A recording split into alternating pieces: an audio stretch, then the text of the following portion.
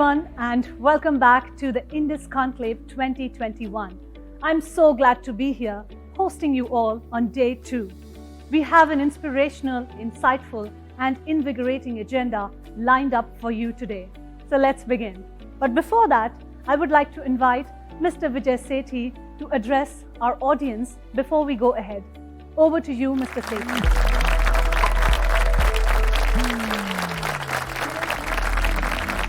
Thank you very much. Hi, good afternoon, everyone. My name is Vijay Sethi. I have the honor of being the chairman of INDUS SAP User Group of India. On behalf of all my fellow board members, I welcome you to this day 2 of INDUS Conclave 2021. So we started this INDUS Conclave 2021 yesterday. The theme, as you remember, is driving digital transformation. So yesterday was an exciting day. So we had some fantastic sessions. While I'll not be getting into details of all these sessions, but just to name a few, we had a session by the president of SAP APJ, Paul Marriott. I think what a wonderful session it was. And then we had a fantastic session by one of our customers, Mr. Sudhanshu Wirtz. He's from Pidilite. So Mr. Wirtz, I think the way you spoke about was really very nice. Thank you very much for that. Then we also had a wonderful session by Neelam, Miss Neelam Dhawan, whom all of us know in her various avatars over the years. Almost everyone would have interacted with her. So Neelam, wonderful session that you had. Thank you for that. I really enjoyed another session which was by Matt Church. I think that was a wonderful session once again.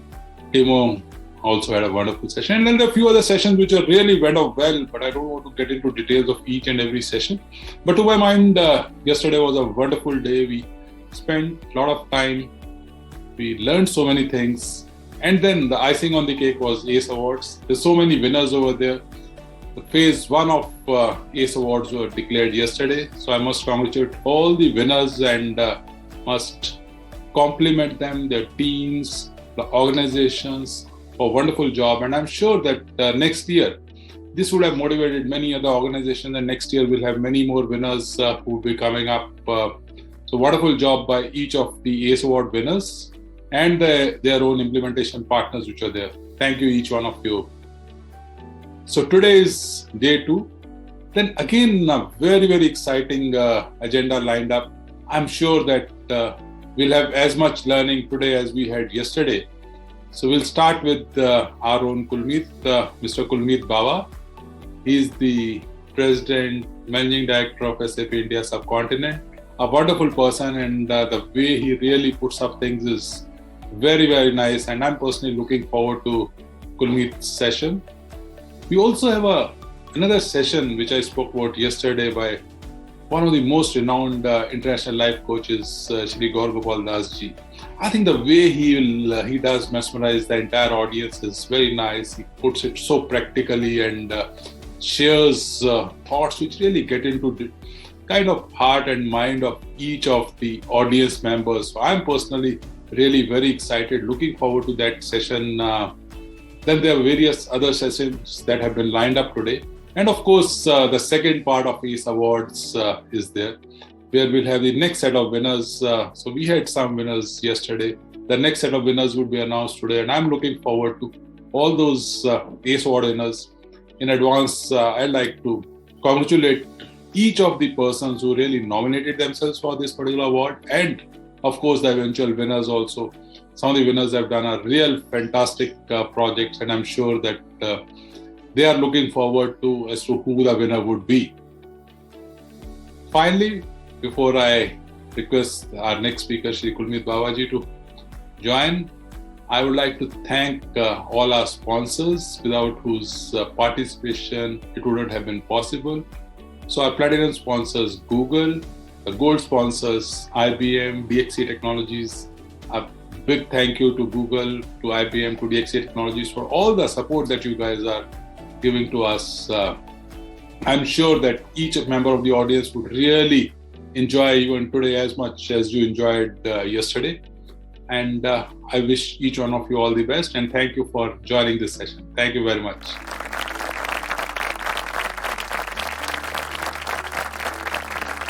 Thank you, Mr. Sethi, for pumping up our audience for day 2. Our first speaker for today is Mr. Kulmeet Bawa. He is the President and Managing Director of SAP Indian Subcontinent. With cross-functional experience of more than 25 years, Mr. Bawa has served with the Indian Army in the Armored Corps. Subsequently moving to the corporate world, he is responsible for driving and delivering an exceptional SAP experience for employees and customers across the Indian subcontinent for SAP. Let's welcome him with a round of applause. Over to you, Mr. Kulmeet Bawa.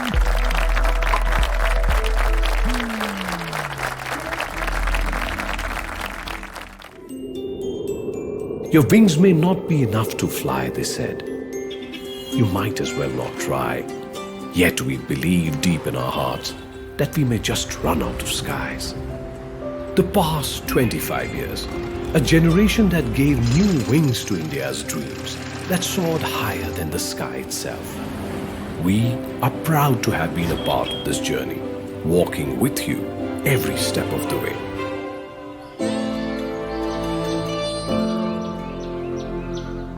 We hold dear the memory of the day when Shanti Devi's house stepped out of years of darkness and bathed in the glow of an electric bulb. Sunil's journey from a scooter to his first car and that priceless joy on his face seems like yesterday. We were there.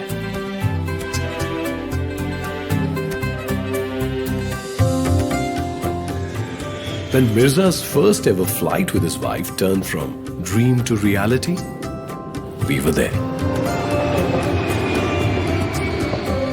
When a tiny device set 1 billion people free from endless queues at PCO booths and brought the world to their palms, we were there.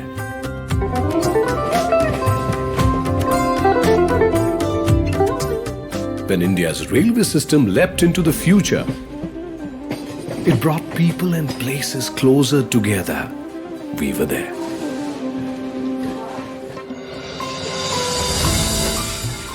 When a handful of ordinary women like Rupa Devi with their extraordinary spirit made India the largest producer of milk, we were there.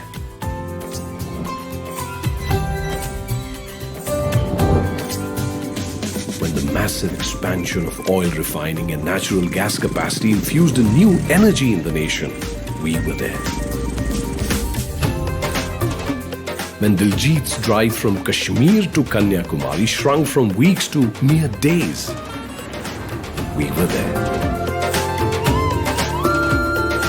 When millions of youths like Rupesh were empowered with wings of digital education, their dreams found new horizons. When our software engineers gave India new identity and turned it into a global force, we walked alongside them. Today, as India stands poised to take a giant leap and soar towards new horizons, we are all set to fly along into the future.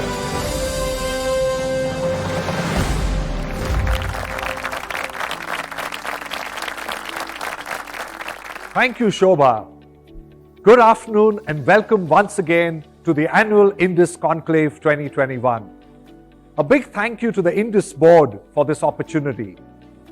I'm a huge supporter of community-led customer advocacy, and it's always a privilege to engage with INDUS, which by far is one of the largest and most vibrant communities for technology-led transformation. At SAP, we are celebrating our Silver Jubilee in India this year, and the short film that you saw just now was created to commemorate this occasion. I personally must have watched this film over 10 times, and every single time it leaves me with a feeling of immense pride. In the last 25 years, India has truly broken free from its past and has surged forward to rewrite her destiny. We've seen transformational changes across socio-economic parameters and have experienced a step growth in almost every single industry segment. From an SAP standpoint, we feel truly humbled to have been an intrinsic part of this growth journey. Today, India stands poised for another giant leap, powered by a host of favorable factors, a large domestic consumption market, an inherent entrepreneurial culture, the world's largest tech talent pool, and a conducive economic environment. After almost 2 years of uncertainty, all the economic indicators are pointing not only towards a massive recovery, but we are also witnessing a brand new digital India. The pre-Diwali retail sales hit a 10-year high of nearly $16 billion. And for the first time ever, the monthly digital payment volumes through the UPI platform crossed a $100 billion mark in October. We are super excited to be part of this next leg of India's growth journey. And today, I'm going to be touching upon the approach that we as SAP have adopted to help address this exciting opportunity. There are 4 key pillars that we are focusing on. The first of these pillars is nation building. And while we have already made massive contributions to this area, we are committed to expanding our impact here. We will do this by focusing our efforts in the following manner. Firstly, by working with utility providers on smart metering and billing systems to deliver the pay-per-use models to consumers and thereby enable efficient energy. Secondly, along with a consortium of partners, we will help the emerging smart cities to deliver next generation of citizen services. In order to improve the quality of life for our citizens, we are also working with the railways, the metro corporations, and the airports to deliver world-class passenger services. And lastly, we are deepening our engagements with state governments for digital skilling and employability of the youth, something that is very close to our hearts. The second key pillar for us is the SME segment, a sector which is so critical to India's aspirations of becoming a $10 trillion economic powerhouse by 2032.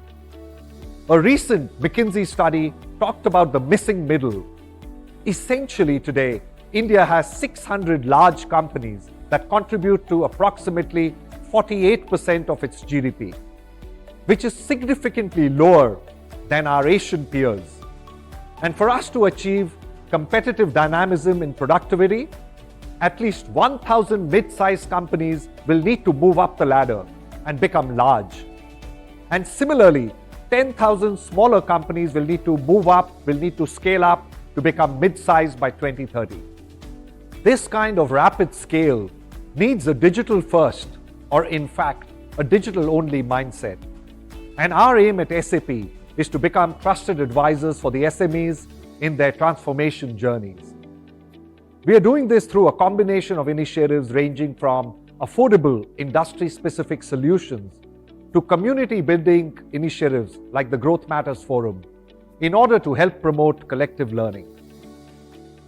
The large enterprises continue to be the mainstay of the Indian economy. Over the next decade, many will expand into mega entities, driving innovation at global scale. Our third focus area is to remain as a partner of choice for these organizations, helping them transform their front as well as their back offices as they evolve into intelligent enterprises. India also has emerged as the third largest startup ecosystem in the world, and the pace of growth in this area is only accelerating. 33 unicorns in 2021 alone is nothing short of magical. The fourth pillar of our strategy, therefore, focuses on the digital natives.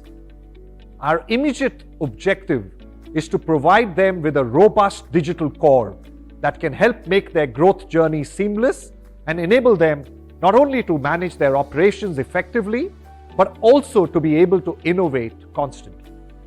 Our second objective is to be a co-innovation partner for the B2B SaaS startups, which perhaps is India's biggest opportunity today. We've leveraged the SAP Startup Studio and our COIL programs to co-innovate as well as provide these companies an access to global markets. And underlying the 4 key pillars of our growth strategy are two mega trends. The first is the unprecedented acceleration to the cloud, which we have seen over the last 18 months. Organizations, irrespective of their size or industry, are embracing the cloud due to its inherent advantages of agility, innovation, and shorter time to value. Our Rise with SAP offering, along with the comprehensive suite of line of business solutions, has seen a massive adoption across the globe. And I'm delighted to inform you that India has been one of the fastest adopters of these solutions. The second mega trend that we are seeing is sustainability. India today is the third largest carbon dioxide emitter, which is definitely worrisome. But the good news is that the Indian companies are increasingly looking at embedding sustainable practices into their business models. And SAP's sustainability solutions are designed to help businesses track, measure, as well as reduce their carbon footprint at every step in the value chain. Also, starting this year, as part of the SAP ACE Awards, we have introduced a new category called the Sustainability Champion in order to recognize companies demonstrating sustainable business best practices. And on that note, let me conclude by saying that India today is at an inflection point that could be destiny defining. And I'm truly excited to be part of this next great voyage along with all of you. A big thank you once again to the INDUS board for putting together this conclave. And I'm confident that everyone here will take away great value from the insightful keynotes as well as the discussions. Being a die-hard optimist, I am certain that we will host our next conclave in person next year. So thank you once again for joining us today and have a fantastic day ahead.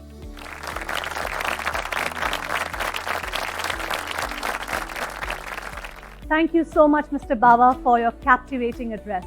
Our next speaker for today is Mr. Sanjay Gupta.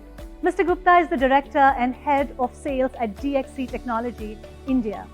In his role, he is entrusted to grow the DXC technology business in India, focusing on FSI, manufacturing, automotive, and CPG industry segments. And now, Mr. Gupta will tell us how a winning combination of more than 30 years, DXC and SAP have come together to unlock business success along with industry solutions for manufacturing, the public sector, energy and utilities, consumer packaged goods, and banking. Please welcome Mr. Sanjay Gupta.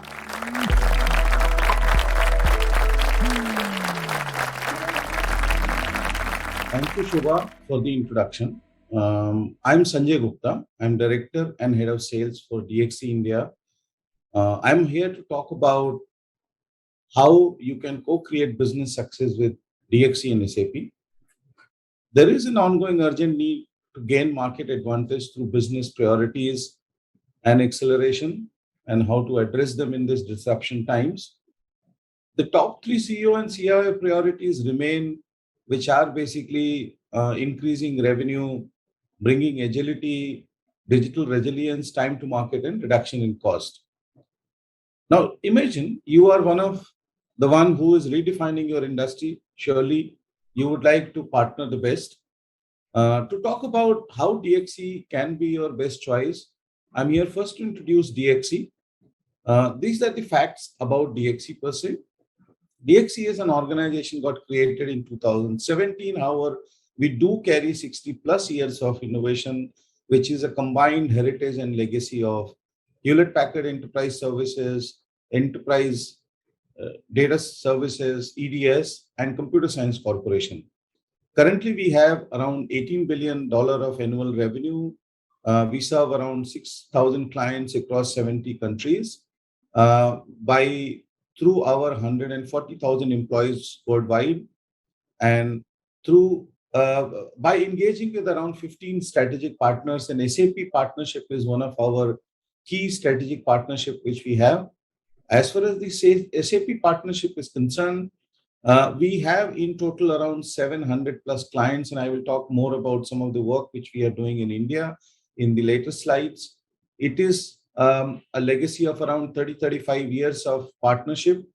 We are having multiple integrated delivery centers globally and carry around 95+% client retention rate, and around 15,000 SAP professionals plus 2,200 SAP HANA certified experts who are there within DXC. Um, if if you really see, as a leading SAP partner, DXC has deep industry knowledge across line of business offerings to streamline the processes and enable you to reimagine your business. DXC focuses on variety of industries, including life sciences, insurance, manufacturing, within manufacturing, consumer retail, automotive. We move to aerospace, defense, energy, utilities, and obviously the public sector, which is a very growing market in India and worldwide, which is there. Now, if I have to really talk about some of the DXC India, kind of journey which has been there, if you pick up last 10 years of our work which we have done with SAP, you will see that we have been, as we call it, a wholesome player, addressing multiple industries, as I spoke about earlier, covering multiple offerings and solutions. Some of the examples are mentioned here. You would also notice that, as I mentioned earlier about the client retention rate, most of these relations are, not like for a couple of years, but some of them are like, decade long actually. We start, if we have to really look at the last decade journey, we have done extensive work with one of the largest consumer packaged goods company in India. It is a strategic outsourcing with more than 16 years of long association. Not only we have done multiple transformations, but also done S4 HANA adoption for them. Similarly, for another large CPG company, we did SAP implementation and rollout in their agribusiness. We currently are the managed services provider for their SAP applications. We were managing them for the last 10 years, and we have recently signed a contract to manage for next 10 years as well. We do carry a large, footprint in the steel industry, where we have done work with not only public sector steel companies, but also private sector steel companies. Recently, we signed a S4 HANA implementation for one of the leading steel manufacturers in India, who's coming up in a joint partnership with one of the leading company from Japan. Similarly, in oil and gas, we did implementation of things like extended warehouse management. If you look at automotive, again, this is a long legacy which we carry, where we have worked with some of the big companies in India for both managing their SAP and also doing business process management transformation, SAP IS auto industry implementation, etc., which has been some of the leading work which we have done. Apart from that, obviously we do have a very strong presence around insurance. Where we have done SAP work for some of the insurance for their finance and HR line of business. So these are some of the industry and the kind of projects which we have executed. However, if you really look at how do we deliver them, in India, we have got around 40,000 employee base, and out of those 40,000 employees base, we are looking at 4,500 SAP focused consultants. And from India, not only we deliver for domestic business, but also we have an extensive experience of delivering for outside of India. So in total, around 400 plus implementations which have been executed by these consultants from our India business, basically. In total, we can talk about around 500 plus migrations which we are talking about, and the key delivery centers are there in the metros, which where most of our customers operate, and we do serve them from some of these centers like in Bangalore, Chennai, Hyderabad, Noida, and Mumbai, Thane. These centers are ISO 20000 and 20007 or 20001 certified centers. I would also like to highlight that we have been SAP ACE award winners in multiple years, and this is one of the recognition of the work which DXC has done, with SAP partnership and various client locations. If I have to really talk about what do we offer, I spoke about working with the clients on their key priorities, and our focus starts with, which is on the left hand side, look at the key outcomes, whether it is the new revenue stream across products and customers, whether it is a profitable growth, which we are looking at, bringing agility and resilience, which is one of the hot topic today, as far as due to the current ongoing pandemic situation, which is there.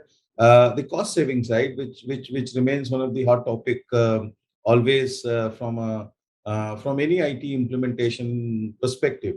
Now, I need not talk about it again. However, these are some of the key industries which we serve, which is across banking, insurance, manufacturing, public sector, energy, utilities, life sciences, aerospace, and defense. Some of them are strong verticals where we have done extensive work in India, and some of them are our growth industries where we are bringing our global expertise and value from different projects which we have done. The process which we adopt is where it highlighted in the center, we start with reimagining your business, simplify and optimize, modernize, whether it is applications and data, and ultimately the key focus is on accelerating business processes to reach these desired outcomes which we have in mind. Our offerings and solutions touch across different lines of businesses, whether it is customer, supply chain, asset management, procurement, human experience, intelligent, application operations, finance, S4HANA. So this is the way I talk about the wholesome experience which DXC brings across industries, with the offerings and solution, with the deep expertise and the people and capabilities and experience present in India. I would follow through this presentation with a short video to summarize this whole thing, in a 1.5 minute video. Thank you all. Thanks for being here, and it was great to talk to you today. True innovation creates real results for customers. Building upon a 35-year heritage, DXC Technology and SAP offer a proven approach to IT modernization. Through end-to-end full-stack DXC solutions, we take our customers into the future. Harness the power of digital platforms, respond faster to disruption, leverage agile business processes, lower costs, and free up capital. Together, we can digitize all of your critical business operations. DXC creates, manages, and supports some of the world's largest SAP systems for our customers. We modernized and harmonized all data across a global ball bearing manufacturer, pivoted one of the world's biggest consumer goods companies to a revolutionary demand-driven model, and created a citizen-centric platform that streamlines essential government services. From initial concept to the customer's door, unlock what's possible with DXC and SAP, providing the right solution and the right team to deliver critical business outcomes.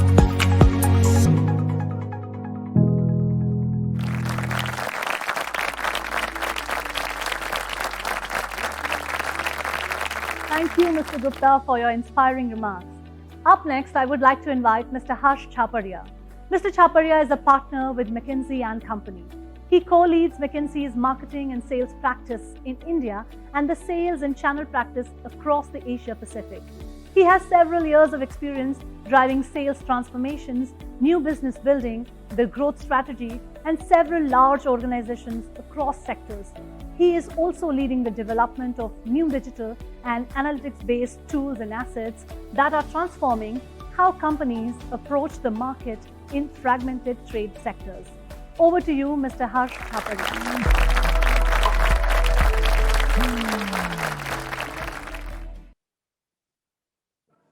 Hi, good afternoon, everyone, and thank you for the kind introduction. I'm a partner in McKinsey India, and I lead the marketing and sales practice in India for McKinsey. today's topic that I would be covering is reimagining sales and channel in India. I would like to cover the topic in about 20-25 minutes, and then as I'm going through this, it would be great to have questions from the audience. You can use the option of ask the speaker in your screens to ask questions and forward it to me. So let's get into it. Go to the next page, please. Yeah. So what is the context for this? Emerging markets such as India pose some very unique challenges as far as marketing and sales is concerned. The first of which being that the channel in India is highly fragmented. There are hundreds and thousands of dealers, distributors, retailers serving the market.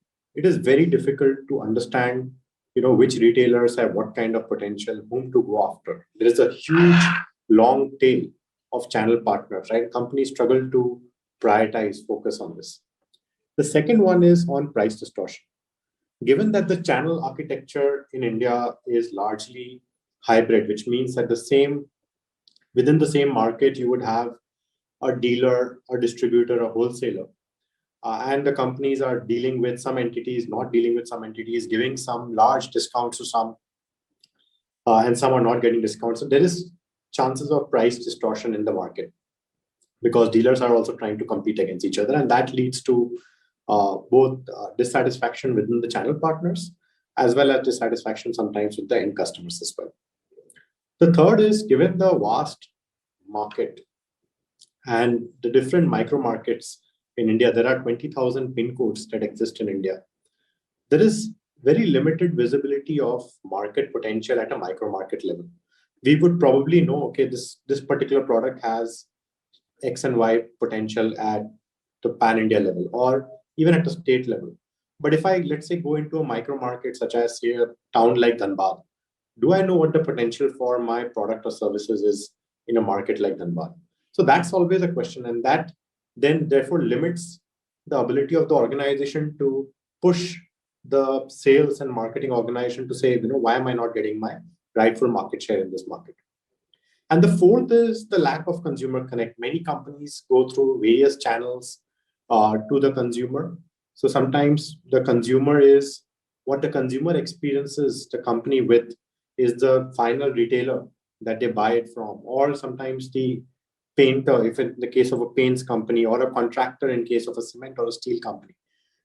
Those become, in a way, the brand ambassadors for the company. And therefore, the company sometimes misses the direct consumer connect, right? They don't even know who their end consumers are. And that's another kind of challenge for the company if they're trying to address some of these challenges. Now, as these challenges are there in the market, there are also certain disruptions or opportunities which are emerging. If you go to the next page, there are three disruptions that I would like to talk about. The first one being the fact that data is becoming much more available. And if you look at some of these names like Google, Just Dial, Map My India, there are many such partners, and they are sitting on huge amounts of data related to end consumers and related to channel partners. For example, let's take an example of Magic Bricks. Today, many people who are looking to buy a house or rent a house are actually doing that on that platform. Similarly, say a Cars24, where people are buying and selling exchanged used cars. All of this data exists in these platforms, and again, can be a great source of insight to organizations as they look towards going after the end consumer. The second is the fact that now there are digital solutions which are available, which lead to seamless and real-time information. It could be with anybody across the supply chain. It could be with your vendors. It could be with your dealers, retailers. It could be with your influencers, such as plumbers and painters and contractors. It could be with your end consumers as well. And that creates another level of opportunity. Today, the smartphone penetration in India is very, very high. And therefore, even retailers and influencers in tier 2, tier 3 markets have access to these kind of smartphones, and they are therefore able to seamlessly interact with companies who are taking the lead in this. And the third disruption which is taking place on the front end side is the fact that there are new ecosystems which are emerging. And what these ecosystems are doing is they are focused on providing complete solutions to the consumers. And they're solving the most valuable problems of the consumers. Let me take an example, which is LiveSpace. Today, LiveSpace is, value proposition to their end consumers is that, you come to me and I will give you the design for your home renovation. I will also give you the material for the home renovation, and I will also do the execution of that entire work. So it's giving an end-to-end solution. It's not just giving a product or a consulting advisory. It's actually giving the complete solution, and those create opportunities again from a partnership point of view for many organizations. So these are, as we talked about the challenges in the previous page, these are also some of the disruptions which are taking place, which create a set of opportunities for companies as they think about transforming their front-end sales and marketing engine. And we'll talk about that in the next page. If you go to the next page. So there are 5 shifts that we have seen companies that do this well, especially in the fragmented trade environment, where they are going toward to end consumers through a fragmented channel. They deliver above market growth if they are able to do this well. The first one is going more granular in planning, which means most organizations, their reference point for planning or for performance management is at a state level or a district level. There are maybe 30 states, around 30 states or about 700 districts. But when we are talking about going more granular, we're talking about 20,000, 10,000 micro markets in a country like India. And that when you look at market at that granularity, it opens up several opportunities. We'll talk about it. The second one is the building the sales force of the future. Again, with the technologies that we talked about, you have a smartphone, you have a Salesforce app. How do you create a platform which allows to think central, which means all the analytics happens centrally, but the action happens locally by the salesperson. So you provide nudges to the salespeople to get their actions. Again, we will talk about it. The third one is how do you use this data to make better decisions? There is much more data available than what was available, say, 20 years ago or even 10 years ago. So using all of this data, can we use them to make our decisions better? For example, what is the next product to sell to a dealer? Which dealers are going to churn? Which consumers are going to churn? Which consumer is more likely to convert versus less likely to convert? Today, these problems are being solved by companies using advanced analytics. The fourth is, how do you create more transparency and maximize your return on investment from pricing and marketing spend? An average organization spends about anywhere between 8 to 10% on trade margins, trade incentives. And this is a huge spend, but there is in many instances, we have seen there is either less visibility on where the spend is going, or if there is visibility, there is no clear objective metric whether the organization is getting the best ROI on that spend. And today, again, with the help of data analytics, digital analytics, you can actually get a much better return on this spend. And again, we will talk about it in subsequent pages. And finally, how do you go get closer to your end consumers? Not stop at the primary level of sales or channel, but get closer to your consumers in terms of engagement, in terms of feedback. And this is again possible because of the direct-to-consumer platforms that are emerging. Organizations are either partnering or building it themselves. So let's talk about these 5 shifts in detail. And then it will be great to just discuss this as questions come along. The first on granular growth planning, this is the work that we did with an auto parts player in India. This was a player which was a market leader in its category with 40% plus market share. But the challenge was, in terms of the spare part dealers, garages, there was low coverage. And those sometimes were not stocking their products. There was limited visibility of the potential of these outlets.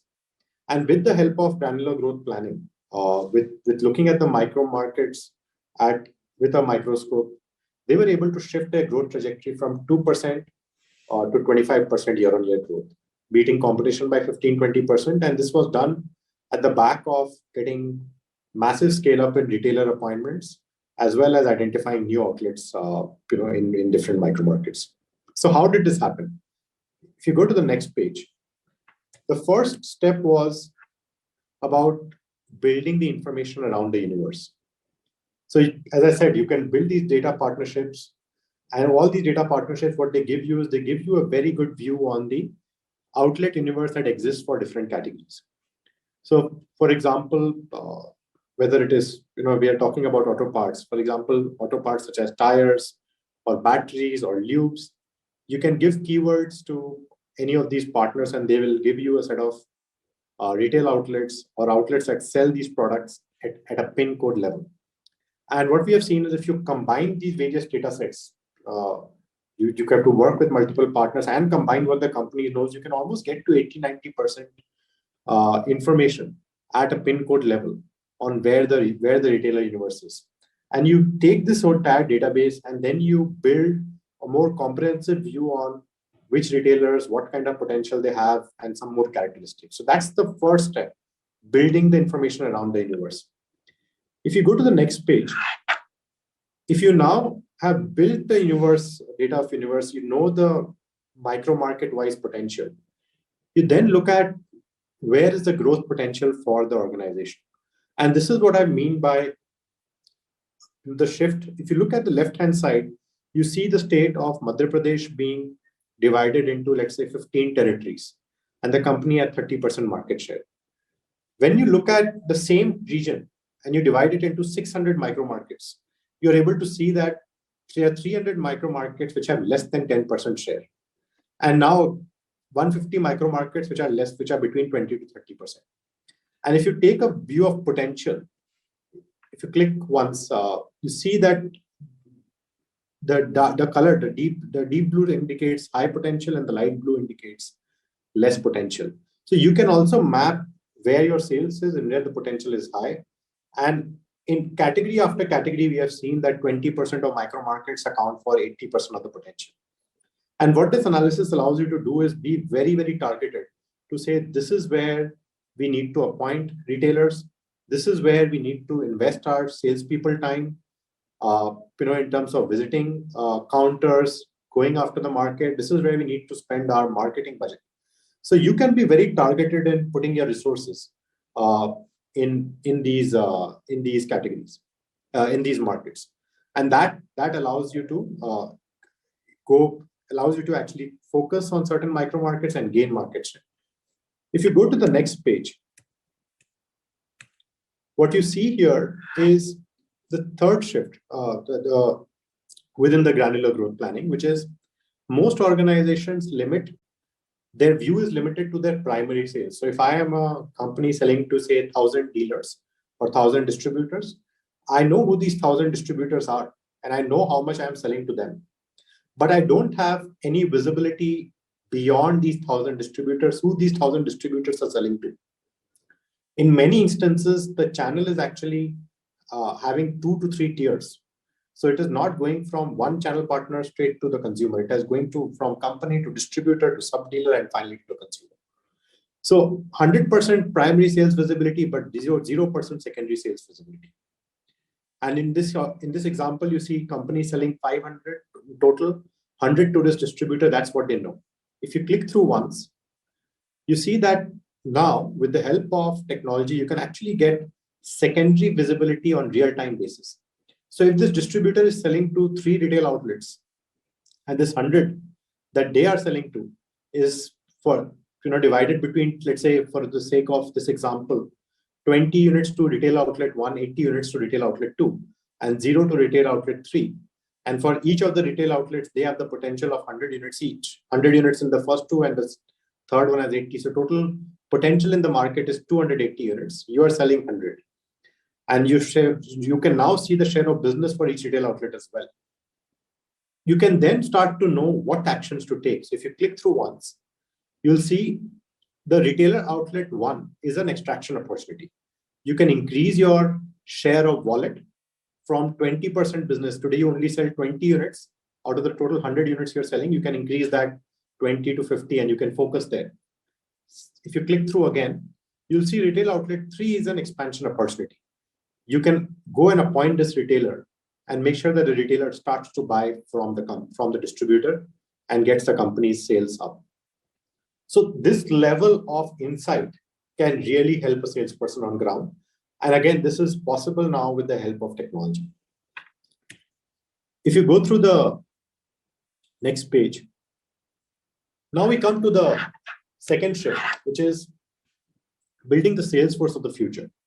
And here again, we're talking about a building materials company, which was going through a sales transformation, and they had a legacy system.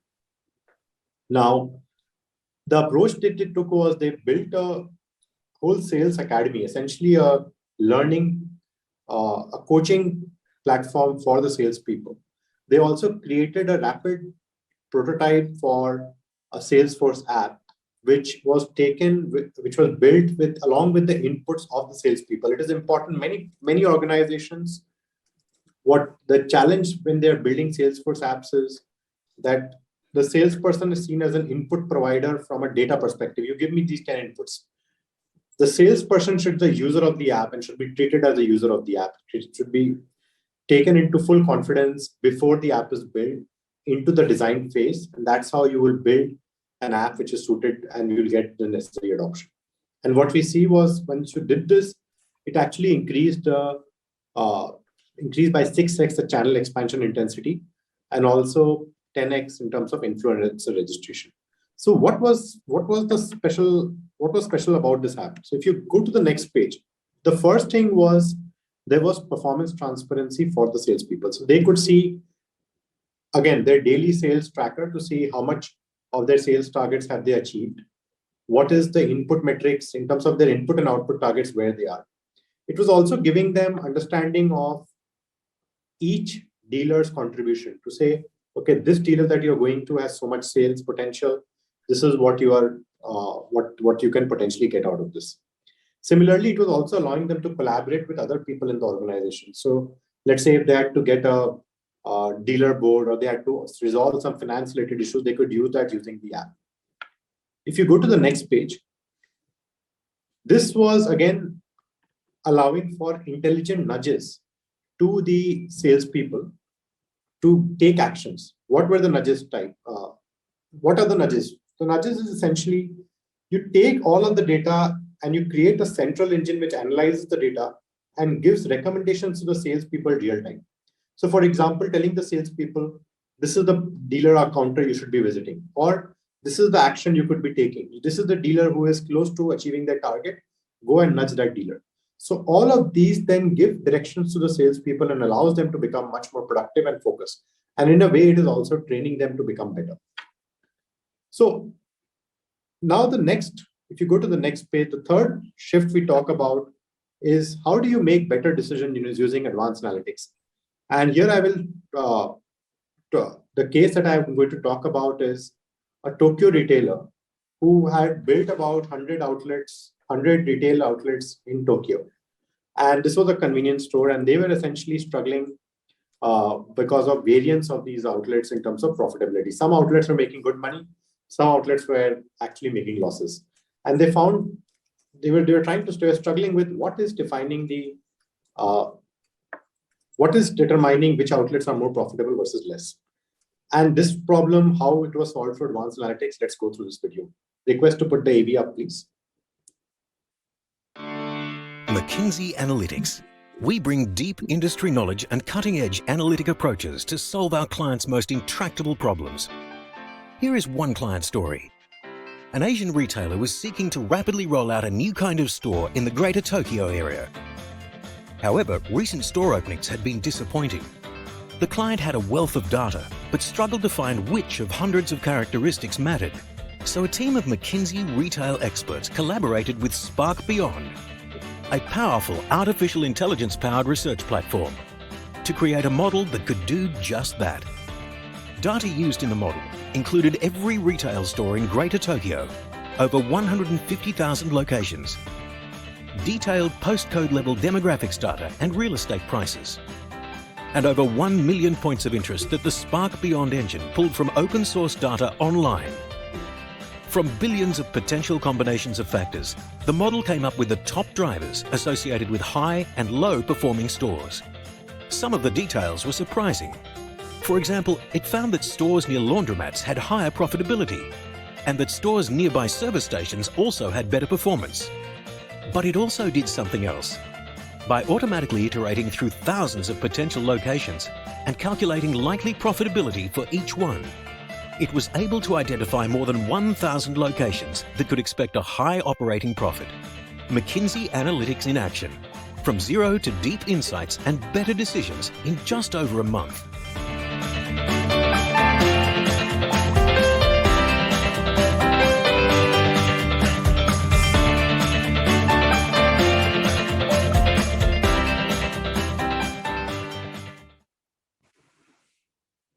So this is just an example of one use case of analytics, where in this case, analytics was used to figure out what locations would be better for store openings in a market of Tokyo. But this kind of analytics is now being applied across multiple use cases. In this example, we saw that analytics actually led to some counterintuitive insights, which was, stores next to laundromats were doing better. The reason was, which the business people were able to figure out later, was that the client was a convenience store. So in the case of convenience stores which are closer to laundromats, people would drop their laundry and they needed some time to kill, and they would come to these convenience stores to do some maybe some snacking or even purchases. So that's what was, that correlation was not something that was intuitive. But once analytics was able to surface these kind of insights, people found them very useful.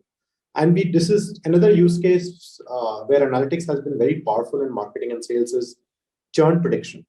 We have found in multiple categories now, you can predict a dealer or a retailer churning with almost 70 to 80% accuracy 3 months in advance. And what it does is, it is always easier to stop a retailer from churning rather than post-churn trying to bring the retailer back. So advanced analytics is again, creating a lot of opportunities for marketing and sales professionals to do better decision making. Finally, the fourth one is around pricing and how do you create transparency from pricing. Now, in this example, you see this is a market of indoor, and here we see that two things. First is for the player A, MOP, which is market operating price, the price that the end consumer pays for buying player A's products, is typically the MOP for player A is about 5 to 10% higher than MOP for competition. That's one insight that comes from this data. The second is RM, which is the retailer margin. The retailer is selling player A's products versus competition products. The retailer margin is lower in most cases, where about anywhere close to 9 to 10% lower than the competition. Now, earlier, this is something that salespeople also again complained about, that the pricing is not working out, competition is being more aggressive, our retailer margins are not good, but there was no data to back it up. And therefore, the senior management or the marketing and sales leadership used to take used to be difficult for them to take pricing decisions. And pricing decisions can swing profitability significantly, can swing market significantly, or can lead to bad behavior. What sales and what data analytics does is, now you can actually first get this data real time. Imagine if you have 500 salespeople on the ground, and they are visiting 10 to 15 retail counters every day. You can ask them to input 2-3 sales price points every day, and you get a very good heat map of how the pricing is looking like. And then you use your analytics to figure out what are the right decisions to be brought to the leadership to take on pricing. Similarly, there are multiple such things you can do with trade margins as well. So this is just a flavor of some of the shifts that we talked about. If you go to the next page, as you do these shifts, it is also important that any transformation which is which is when you go through this transformation like this, it's not just about the technical knowledge or about the best tool or about the best data. There are things which make a transformation stick. The first one is that any transformation has to be a combination of performance and health. It is very important to address issues like mindset, capability building when you're trying to do a transformation. In our experience, change management is more critical than being the best in terms of tools. And sometimes, and in many instances, the reason why a transformation succeeds or fails is also driven by the level of change management that has happened as part of the transformation. The second is talent to value. What do we mean by this? Essentially, if you look at it in any transformation or in any organization, there will be certain critical roles. These do not necessarily mean the top management. It could be somebody who could be, let's say, for example, working on the pricing. Could be a relatively junior level person, but is a very critical function. And therefore, it is important to identify the top 30, 40 such positions which are very critical to success and making sure that you have the right talent in these positions. And it is important to manage that very, very effectively. And third is agile decision making. As you get transparency, as you get use analytics, as you get digital embedded across your value chain, there will be decisions that will come. There will be cross-functional, you will still have a cross-functional organization, there will be silos. How do you make sure that you cross those and get to a point where you're taking decisions faster, you're making actions happen on the ground faster? And that is again something which is a culture which needs to be built. So these are, as we talk about digital analytics, it's important that we keep in mind these, to which make sure that the transformation is sustained beyond, and actually delivers the value. So I'll pause and, very happy to take up questions now. Thanks, Harsh, for sharing your insights. I think yesterday we heard both Sudhanshu Vats and Neelam Dhawan talk about the importance of finding the right growth opportunity and becoming digitally led from a growth perspective as well. That's probably one of the reasons why I think your session today makes a lot more sense as well. So one of the questions that has popped up in the chat is around examples of B2B organizations which have used data and analytics and technology to drive business growth. So do you have any examples that you can share, not necessarily in the CPG or retail category, but in a business to business category from that part of it? There are several actually. Recently, I don't know whether I can name them, but for example, there is a leading oil and gas player and a leading specialty chemicals player.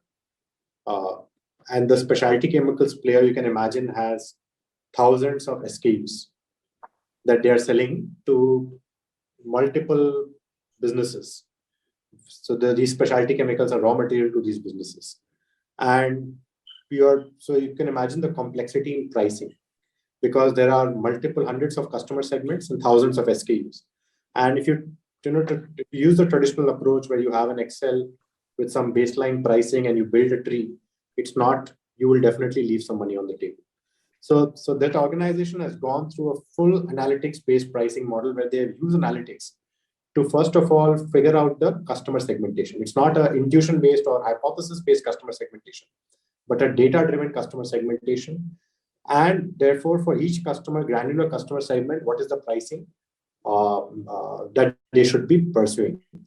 And that has been aided by analytics. Of course, then the business judgment comes. But these examples are now not isolated. These examples are there across the globe, including India. Super, thanks. One of the things that you started your conversation with is also around the opportunities and the challenges, but that the pandemic has thrown to us, right? So the question that I have for you now is, can you expound a little bit more on the opportunities that the pandemic has created for digital leaders to drive significant growth for their businesses? You already touched upon this a little bit, but specifically from a IT leader perspective, right? So what can IT leaders do, or what role can IT leaders play in driving some of these activities that you spoke about? See, I'm going to talk about the market because pandemic has affected all parts of the organization, but I'm going to talk about the marketing and sales side of it. What we see here is that it has accelerated some of these shifts that were happening anyway pre-pandemic by 3 to 4 years.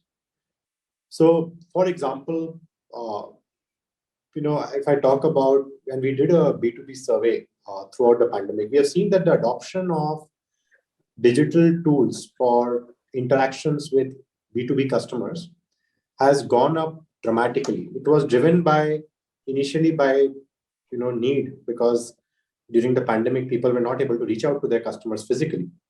But now people have realized that this is far more effective in many instances. So a lot of the customer interactions and transactions have shifted to being digital, which were earlier physical. And that is the shift which has gotten accelerated. Similarly, this adoption of direct to consumer, again, many categories, the whole omni-channel shifting from purely physical sales channel to omni-channel, which is combination of physical and digital, was, let's say, has been accelerated by 3 to 5 years because of the pandemic, because consumers have now clearly moved to omni-channel. They are either buying it fully online, or they are heavily influenced by their online research. And therefore, even if the category is still selling a lot of it through offline sources, they cannot ignore the online because that's where the decision is getting made. So many such shifts, Mukesh, has actually now accelerated. And therefore, from a CIO or CDO perspective, it is important to understand how these shifts are happening and to be able to articulate what kind of steps or what kind of priorities that the consumer, that the marketing and sales organization, in this case, should be taking. And it is not possible to do all of this at once, right? So the one suggestion I have is 2-3 suggestions. One is, for the CDOs, it is important to also go to the market and experience some of this. So it will always give them a first-hand flavor of how these shifts are taking place, interacting with consumers, channel partners.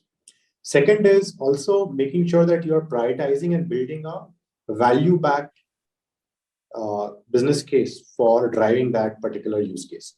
To say that if we do this, if we go from X to Y, this is the impact that can get delivered. And that's where you have to collaborate with the business leaders and say, okay, which is the priority use case we should be driving, which is business-backed and customer-backed. And therefore, it is important to get those insights and build a case for it. I think this clearly segues into another question that we have on the chat, which is there is a lot of growth that businesses are expecting from e-commerce. And the challenge specifically with e-commerce has been around returns and with issues in terms of payment, especially in the second tier, third tier towns. So is there something that can be done using technology and data to address that concern as well? And have you seen someone actually do some interesting work on those lines? There are now so many startups, so many institutions working on the issue of payments and credit. It is going to be, I think India is leading the innovation there. I'll give an example. In the context of, let's say, we all know e-rickshaws, right, which are driving in the city. And in the context of, even to that category, in e-rickshaw, there is significant amount of cost which goes to the lead acid battery that goes inside the e-rickshaw. And it's every, say, 9 months that there's an outlay of around 15,000-20,000 rupees that goes into that. Now, earlier there were not anybody who was financing this side, but there are now people who are actively looking to financing this category. And this is just one of examples. So with the availability of data, the fact that what we talked about, the whole secondary visibility, if you know all these retailers, how much they are buying every day, and you'd have that, the companies have that data, and that data is available to people who are willing to finance, that gives you confidence that, okay, this retailer has so much potential. This retailer has a steady sales for last 12 months of so and so. Therefore, I can give this retailer so much credit. You have retailer payment information as well. So as the data is getting more and more available and more easily accessible, I think things like payment credits are getting resolved very quickly. I don't think that is a constraint anymore. There are multiple institutions who are actually working on these issues and already solving many of them. And with respect to the returns with e-commerce, that seems to be a major issue, right? For impediment for growth for some of these D2C brands. See, this is a question which has to be very context specific. For every category, the penetration of e-commerce is different. The unit economics works out differently. Yeah. So, for example, in the case of electronics, right, you see that it is no longer a niche. It is a significant part of sales for almost every retailer, every OEM now. And there is no question of whether it will yield return or not. You have to be present if you have to be relevant. And there are categories where it is still shaping up. So it really depends, Mukesh. The answer is not, it has to be category specific, but at the same time, you have to see the writing on the wall in many categories where it is growing very fast. It allows you to actually it gets you very valuable data on how your consumers are buying their products.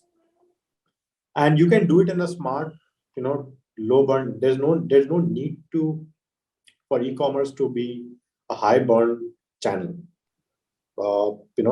I don't see the need. There are many people who are following where they are hybrid models where the product is listed on an e-commerce site but fulfilled through the same channel that you have, the dealer, which is there on the ground, which allows you to not create a separate infrastructure. You're leveraging the same infrastructure. Your existing channel is also happy, and you're getting a gross margin on it. So I don't see necessarily for the e-commerce channel to be a burn or to be in fact, it can be very profitable. It depending on where you are in your e-commerce journey in your category, right? If you're an early starter or it is a mature category like electronics, what you need to do could change. But I think in most categories that now we are dealing with, we are seeing that this is a channel that cannot be ignored. And I think with the users or the consumers maturing and getting experienced with a lot more e-commerce, that also has an impact on how this entire thing plays out. So you spoke about the entire concept of having micro markets and finding data from or at pin code level and having access to hundreds and thousands of data points, right? So one of the questions that has come up on the chat, which talks about what kind of training do we need to provide to the people who have access to this data so that they can glean insights which can then be actionable. Do you see this already? Do you see people like this already in the organization? Do you see specific characteristics of these people? And how do you train for someone to become, to be able to get those insights from that vast amount of data? That's a great question. First of all, it's as I said, it's not enough. I talked about it in my last slide. It's not enough to have data. It's not enough to have tools. You need people who can actually act upon it. You need people with the right capabilities. You need people with the right mindsets. So yes, this is something which is, to deal with this volume of data is not in most cases, it is not even an Excel. Excel cannot deal with it. You need very specialized capabilities to handle, data engineers, data scientists data engineers who can structure the data scientists who can analyze the data and make sense out of it, come up with insights. So these are capabilities that organizations are now realizing, and many organizations have actually have recruited people, or they have found freelancers to support them. But organizations are investing behind these capabilities in some form or shape, and many of them are actually building these capabilities within. And it does not mean that all of it is needs to be recruited out, right? You can retrain some of your people. Especially, there is an important translator role that we believe, which is you cannot have complete separation between data scientists, data engineers, and business. You need a person in between who can translate between these two different entities. The business needs to the data scientists, and the data scientist language back to the business, because it needs to work coherently. And many organizations are finding translators from their current set of people who understand the business and who can be trained enough to be able to understand data science. Interesting. Coming back to some of the challenges, right?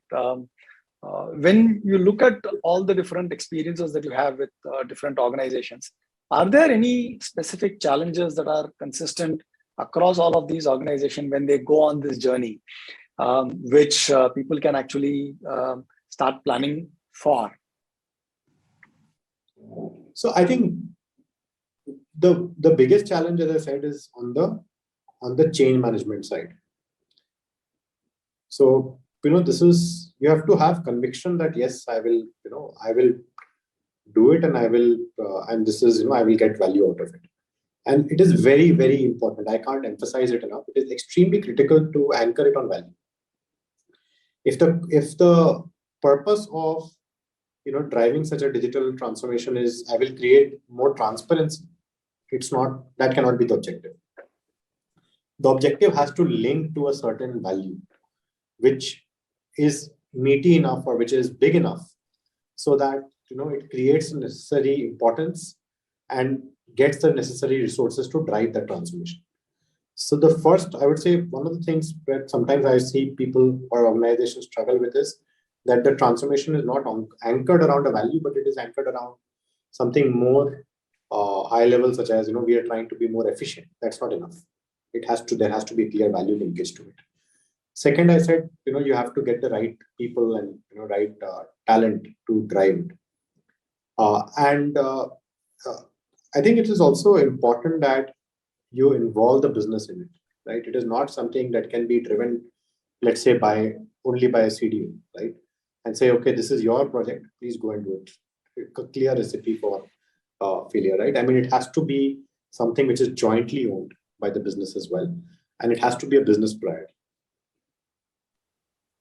Nice. So we cannot have a presentation or a conversation around data without having the follow-up question, which has again popped up on the chat, which is around data privacy. So you spoke about so much data being available through so many different data partners and all of that. So what about data privacy? I mean, I know that this is getting more and more weightage around the world, whether it is through GDPR or even India's own privacy laws. So do you see that becoming a bottleneck at some point in time, or what are your views on data privacy as such? I don't see it as a bottleneck. In fact, it is very important to have these regulations and in place, because it allows you to create some boundary conditions, right? It is like if you don't have a brake in a car, you can't speed.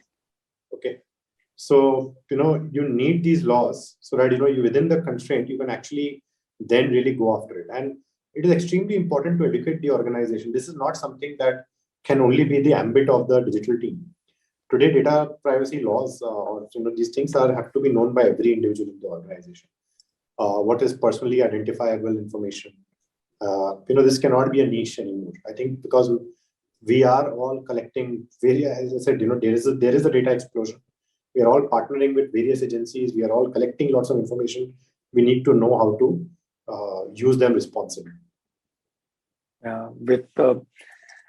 So that probably brings us to almost probably the last question that I have for you, which is a slightly longest question as well, which is, are there any tips that you have for CIOs, CDOs who want to partner with the people, head of sales or head of marketing to drive business growth, number one? And number two, as a follow-up to that, is how do you see the role of a CIO or a CDO evolve in the next 3 to 5 years with respect to driving business growth? So I think if you have to partner with, on the first question, if you have to partner with, say, the sales head, the first thing I would say is spend time on the market, spend time in the ground, spend time understanding the customer and the channel partner. It is not the responsibility only of the sales team, but it is every part of the organization should understand it. And once you do it, once you see that, you will be far more credible in when you speak to the sales head. or the marketing head. That's number one. Number two, I would say is, and I'm probably repeating myself, but it is very important then to anchor and sit down with the sales side or marketing head and say, okay, what is the business priority? And therefore, if there are 10 things data analytics can help you do, but which one do you think will be the most important? Let's try to put a value against it together. The reason is that sometimes, if you just say, okay, these are two of my priorities, you don't realize, how big it is or how small it is. So once you start to align on a value, it creates a necessary prioritization of around resources, because any such thing requires resources.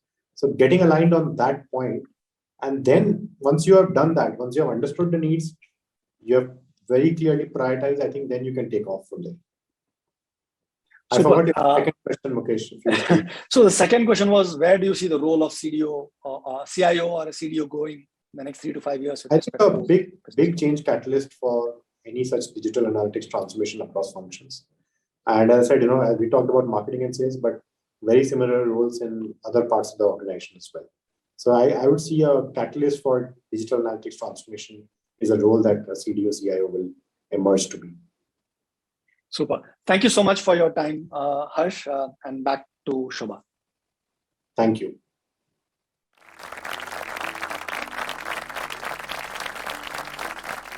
Thank you, Mr. Chapparia, for sharing your insights with all of us. Up next, Thank you so much, it is time to look at Harsh. some interesting examples of how peers have developed innovations and innovative technologies within their organizations and realized immense value for their businesses. To take us through these examples, I would now like to invite Mr. Anil Bhaskaran and his team. As the Vice President at SAP Innovation Office, APJ, Mr. Bhaskaran and his team helps SAP's strategic customers innovate with SAP technology and applications. Over to you, Mr. Anil Bhaskaran and team.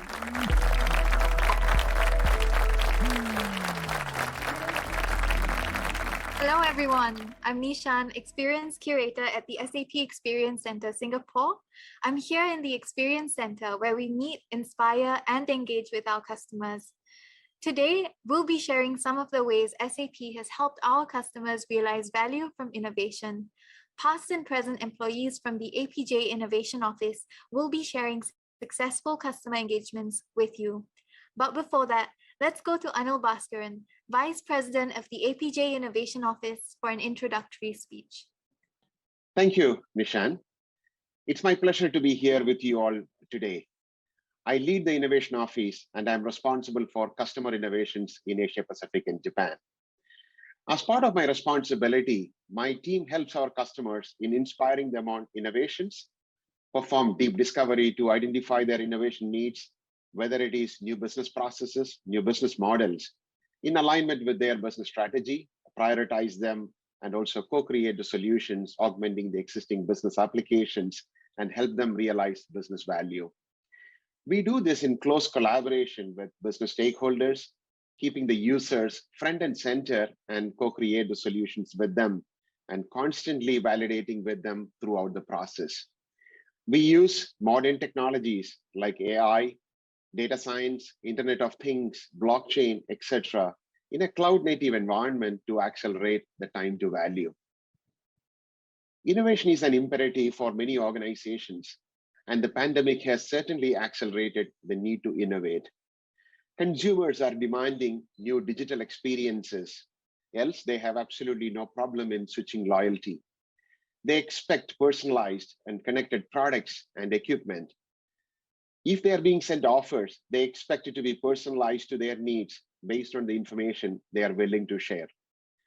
Employees are demanding remote-enabled and automated work processes. With all these, organizations are looking at making innovation as an integral part of their business strategy to create new sources of value, be it top line, bottom line, through new business models, or gaining operational efficiency through new business processes or improved employee experiences. SAP supports our customers in executing their business strategy through innovations by building a portfolio, prioritizing them, and work with their delivery partners in ensuring the delivery. In today's session, you will hear several stories of how our customers address their innovation needs. Innovation needs inspirations, and I'm confident that some of the stories that you will hear today will resonate with your needs and also give you ideas to include as part of your business strategy and also to build your innovation portfolio. Thank you very much. Thank you, Anil, for that informative and engaging introduction. Let's now go over to our first speaker, Lorraine Longato. She's a Regional Innovation Experience Leader at the SAP APJ Innovation Office. Over to you, Lorraine. Wow, thank you for that wonderful introduction, Nish. I sincerely appreciate it. Hopefully today we can give you some interesting stories on why traceability in the supply chain is so important, especially in the critical times that we've just faced and gone through. So I want to take you on a bit of a journey. You may have heard of an organization that we sponsored as an IO, but this is their story, and it all started with identifying a problem. So we all know that traceability and raw materials as such, and including if we could talk about precious metals as an example, they all have a traceability issues. In some cases, companies don't have visibility of what they're receiving, and they don't understand what the regulatory compliance of these requirements are. So if we take, for example, pharmaceuticals as an example, already we're starting to see fakes perforating into the supply chain for COVID vaccinations. And I'm going to give you a story about that very shortly. But if we could talk about an innovation that we came up with an IO within SAP, it was all about the problems that we had in traceability in palm oil, right? So we all know that palm oil is a commodity that's traded, but it's also fallen victim to doing some things that are probably ethically not required, and that is deforestation. And we've just gone through a COP, so we all know the importance of forests, nature, water, and our resources overall. So traceability is very important because organizations want to know where their materials are coming from, know that they're not guilty of proliferating fakes, know that they're not guilty of contributing to deforestation in our society. So therefore, traceability is an important issue across multiple industries. And if we look at it one step further, these are some simple numbers and I've provided, and you're hopefully going to be getting this deck, which has the hyperlinks to these sources. But we're seeing that biodiversity is a real issue. And also we're seeing that modern slavery is in fact something that is growing, not actually diminishing in our society. And I think the most startling contrast is that 67% of it happens in our region, APJ. So therefore, it is ESG problems are something that are imperative in our environment, and we need to understand how we can implement technology to address this. And not last but not least, plastics. Ocean proliferation of plastics is actually causing serious issues to the biodiversity, but it's also clogging up our waterways, which is creating a serious impact on our communities. So what we developed was an IO, which is a spin-off organization that actually looks at all of these issues and has tokenized the problem into a blockchain technology, which enables them to mitigate risk through that complete compliance traceability, give you the regulatory compliance so that you can report on those issues, as well as leveraging market opportunities for new market growth opportunities and marketing yourself to a new demographic. But it also gives you conviction that what you're delivering is in fact addressing humanity's most imperative problems. So these are just some issues that we addressed with a functionality called Green Token, which is a tokenization of supply chain. But we've actually taken that one step further, if I could use that example. If you think about supply chains today, we've also got issues whereby which we have created traceability in other industries, right? I'm going to take you to a different industry. So we've just given you where palm oil and Green Token originated from, which is providing that end-to-end. But the pharmaceutical industries, which of course, as we know, because of COVID, has now become front and foremost of our minds. Zulik, as an example, way before COVID became an issue, implemented the same sort of mindset and blockchain technology to trace the actual provenance of their drugs. At the time, cancer drugs were actually an issue to them. If you think about it, 30% of the drugs in our region are in fact fake. So I took this personally. Why? Because I have an implant right here. I am a cancer patient. So if I was actually ingesting fake drugs, what do you think my probability of survival will be? Probably, right?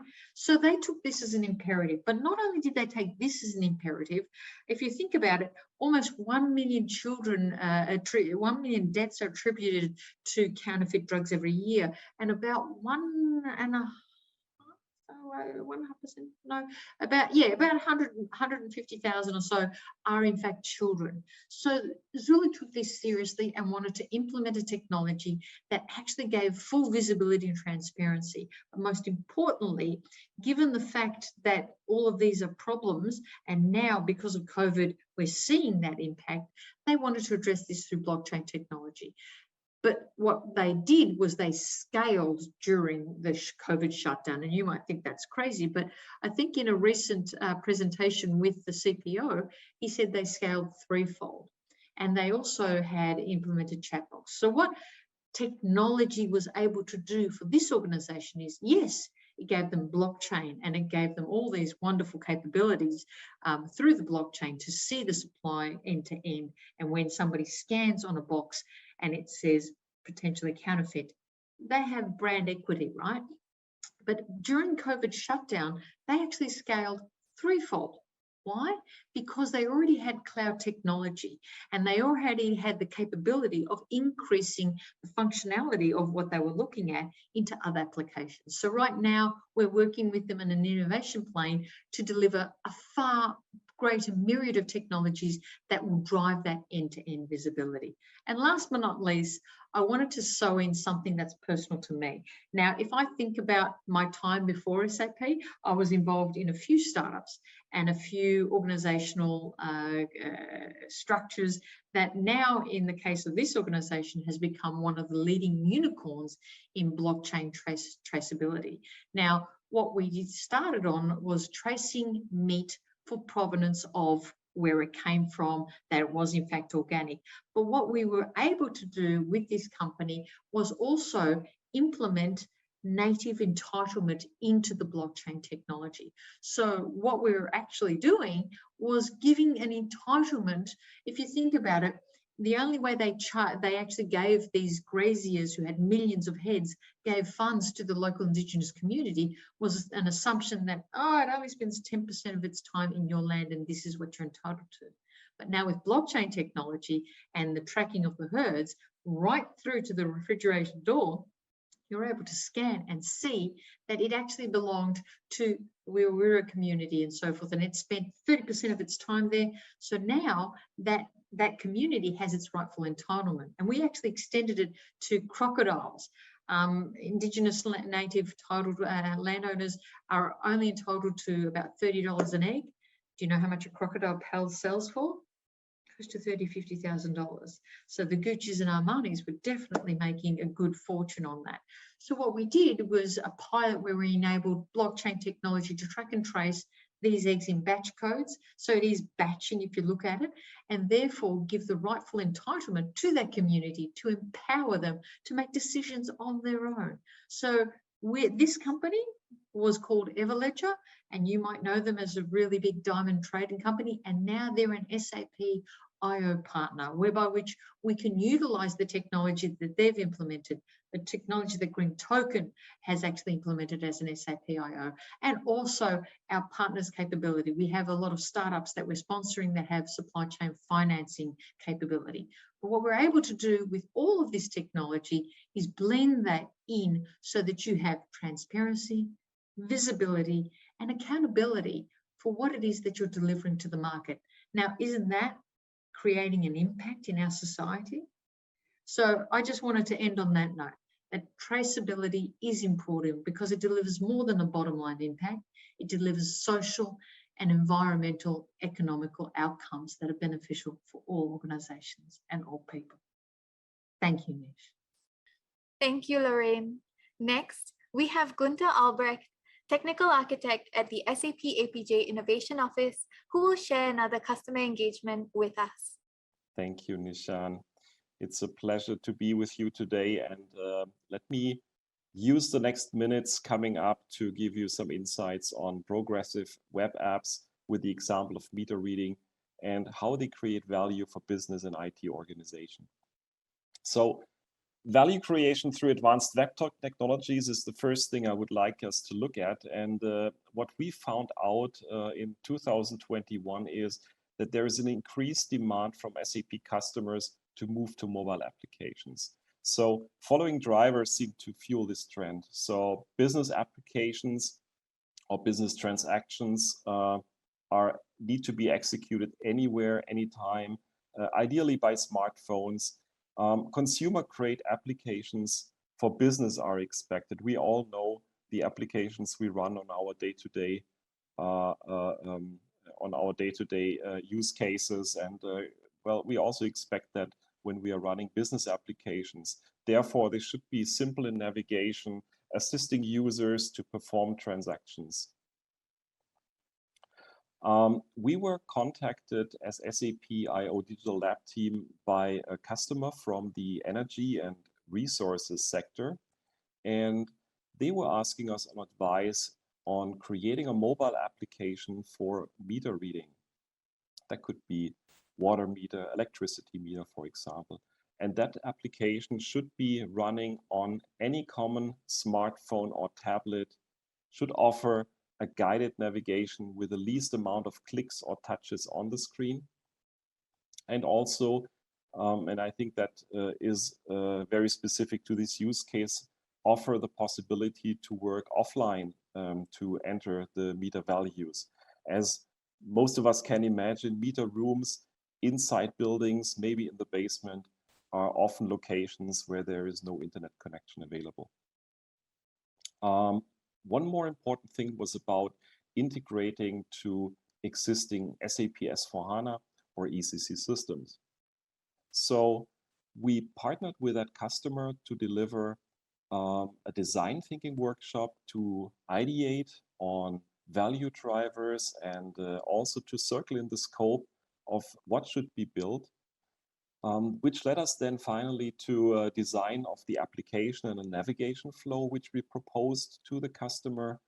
And from a more technical aspect, we looked into possibilities to realize it for that particular use case, and we proposed so-called progressive web applications, which I'm going to talk about a bit more in a minute.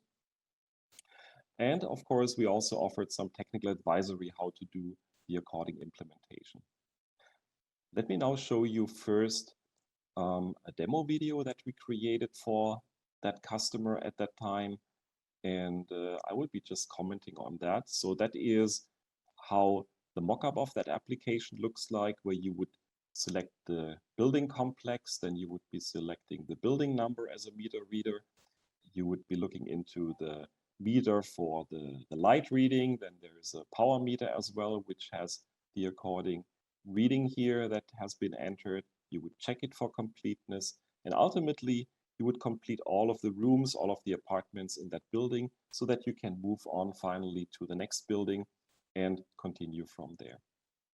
So very straightforward. And now let's have a look into the more technical aspects of it after we understood the design flow. So there is an online state of the application, and in that online state, in the device browser, you would be accessing it with SAP UI5 framework, as you know it, if you're already running Fiori or UI5 applications. But there is a new component now, which is the service worker.js, and that is part of that progressive web app. And this one would be handling now all the access to and from the browser. And all the data would be channeled through the SAP BTP via OData agent, ultimately landing then in the SAP S/4HANA or ECC system, which will be communicating with usually OData v2 services. There's another flow that we should look at, and that's the offline state. Now, in the offline state, again, you would be using the same application. You wouldn't even care whether you're online or offline. And through the handling of the service worker, since no connection can be established, the data will be stored in the index DB of the browser in a sequential manner. And once internet connection becomes available again, as you can see here now, the data would then be processed automatically in the background without any interaction from the user into the SAP BTP and finally landing then in the SAP S/4HANA system. Now, what's the benefit from such a process and from such a setup for your business? Well, the benefit is it's a simple and speedy navigation. It is really fast and responsive because you can not only record the postings in the background, but you can also make use of caching, which would normally not be possible. So you can download data that you maybe use a couple of times to then avoid accessing the server later on. And that will be speeding up the interaction between user and application. There is no invest needed in special hardware, and you can start it from the phone launcher like a native app, which I'm going to show you in the next slide.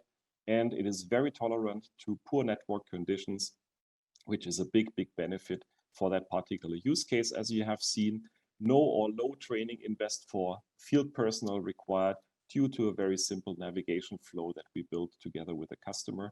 And ultimately, it's secure. That is because PWA applications need to be using HTTPS transport of data as a mandatory setup. What you see here on the right side is customers that are already using progressive web applications. So it has been something that got way more widespread over the last 2 years, and that technology has become more and more common among different types of industries. One of the last things I want to talk about is the value created through these PWAs for your IT organization. And that is you can use existing SAP Fiori development skills. They will be sufficient to create it. That means JavaScript, HTML5, lower development costs than native applications. There's one PWA fits all, so that means it runs on all mobile and desktop operating systems, which is a big plus. So you don't need to develop for a certain ecosystem. And it is a mature web technology, meanwhile, already, which is continuously under an evolution by the big players like Google, also like Apple, which are extending the functionality in their browsers to support further features in the future. Faster to deploy and update, so no need to go through app stores. You just call it from your corporate portal or through the browser, and it protects your past investments in SAP Fiori because you can still run these applications inside and outside of the portal or launchpad. And as you see on the screenshot on the right side, it looks and works like a real app on the phone. So you really have it as an icon in the launcher here on Android. It would work just the way on iOS. So as a summary, using SAP's innovation services, in that case, the customer could develop new user experiences, as you have seen, with minimized flows for navigation, therefore reducing the error rate of entry, develop device and operating system agnostic, because it runs on all devices, and also protecting previous investments into SAP technology, which means also there was no invest into an additional application frameworks. Thank you very much for that opportunity speaking with you, and I would like to hand back to Nishan. Nishan, back to you. Thank you, Gunther. Third in our list is Vinay Tripathi, who is based in Solution Engineering, SAP Business Technology Platform. Over to you, Vinay. Hello, everyone. Today we are going to talk about a leading consumer product company who deal in perishable goods and how they are leveraging SAP Transportation Management along with SAP Business Technology Platform to deliver best customer experience by effectively managing their supply chain with real-time cold chain monitoring. So if you look at for this particular customer, some of the business challenges were to ensure a safe delivery of their perishable items by avoiding temperature exertions, optimize the overall vehicle utilization and total kilometers which are run by a vehicle to keep cost in control and deliver everything in a timely manner, real-time expected arrival to be updated based upon traffic situation, and this visibility has to be given to the store executives. Robust planning engine was required to consider an appropriate time difference between two restaurants and not to plan the next stop if the truck is not able to regain the lost temperature. And there was also a requirement to have an entire collaboration with drivers, the truck drivers, and they should be able to update the trip status and capture the timestamp of different events when they enter the store, when they do the loading or unloading, and then they depart from the store. They should be able to get the real-time route navigation assistance and instruction, right? And also perform electronic proof of delivery. So these were some of the key challenges, and these customers have more than 1,500 plus stores, which are fed by 25 plus warehouses across India. And for them, it was of paramount importance to deliver all the raw material, all the raw ingredients on time so that they can delight their customers. With the help of SAP Business Technology Platform, leveraging IoT, mobility, analytics, and SAP Transportation Management in integration with SAP S/4HANA, customer was able to establish a logistic control center which is capable of sensing and delivering exception-based insights to address on-time delivery, temperature compliance, driver behavior, fleet health, and productivity. Also, they were able to perform a robust planning with a logical clubbing of stores so that they have a shortest route, resulting in lower turnaround time. They were able to also reduce the entire freight spend, and along with that, they were able to monitor the condition and the temperature compliance for the entire raw material right from source to the end of delivery. So let's quickly move ahead and get into a quick flashback. When these solutions were not implemented, what was the real life experience for each of the personas who were involved in the entire supply chain? So if you look at from a store manager perspective, he has placed the order to central warehouse, but he is not sure when the raw ingredients are going to arrive. Similarly, if you look at from a transportation planner perspective, he has to optimize the overall movement by maximizing the vehicle utilization and reduce the total number of kilometers. He need to also do a logical clubbing of the stores and decide the right sequence to provide the enough time to truck to regain the lost temperature once the door is open for unloading. So this was one of a great challenge, I would say, which a transportation planner was facing, and they wanted to have a robust planning engine around this as well. When you look at from a truck driver perspective, he wants to have an optimized route to beat the traffic, to deliver the raw material without any spoilage, and beat the city entry and exit restrictions as well, right? If you look at from a transporter perspective, he needs to have a visibility of truck breakdowns to avoid the spoilages and penalties. From a supply chain manager perspective, he needs a visibility on whether raw material has been delivered to the retail store in a timely manner. He needs to also monitor the material condition while it is being transported, right? And if you look at from a supply chain head perspective, he needs to see the overall efficiency of the operations in terms of cost and performance, and also scrutinize the temperature exertions very closely to avoid any quality issues, which actually hinders the entire customer experience. So now if we move into the flash forward after these solutions have been implemented, let's look at how the life has changed for each of these personas. So now if I look at a store manager, he has various events, he has various festivals, and then he also expects huge customer footfall. Now in this, he is very happy because he is able to put his forecast to the warehouse for receiving the raw material on time, and he can receive the ingredients in a timely manner. He can also monitor the condition of the raw material to ensure it is not spoiled, and customers are fully delighted. Similarly, from a transportation planner perspective, with an automated planning tool, it's easy for him to manage the complete truck planning and scheduling process. And with the help of SAP Transportation Management Optimizer tool, he will be also able to do the logical grouping of the stores so that the loss of temperature between two stores was always considered, which was a concern earlier. Now he has a peace of mind. He doesn't need to worry about store clubbing on a route and schedule the unloading. If you look at from a truck driver perspective, he can actually check his trips assigned to him with the help of native mobile app, which is designed on SAP Business Technology platform. He can actually go ahead and perform the capture of various events, whether it is start of the journey, whether it is in terms of capturing the arrival or departure from the stores, right? He can also update his entire electronic proof of delivery with the help of this native mobile app. Similarly, from a transporter perspective, he can also use the collaboration portal, which is also given as an extension to SAP S/4HANA and transportation management, to get advanced notification about the payment he is going to get.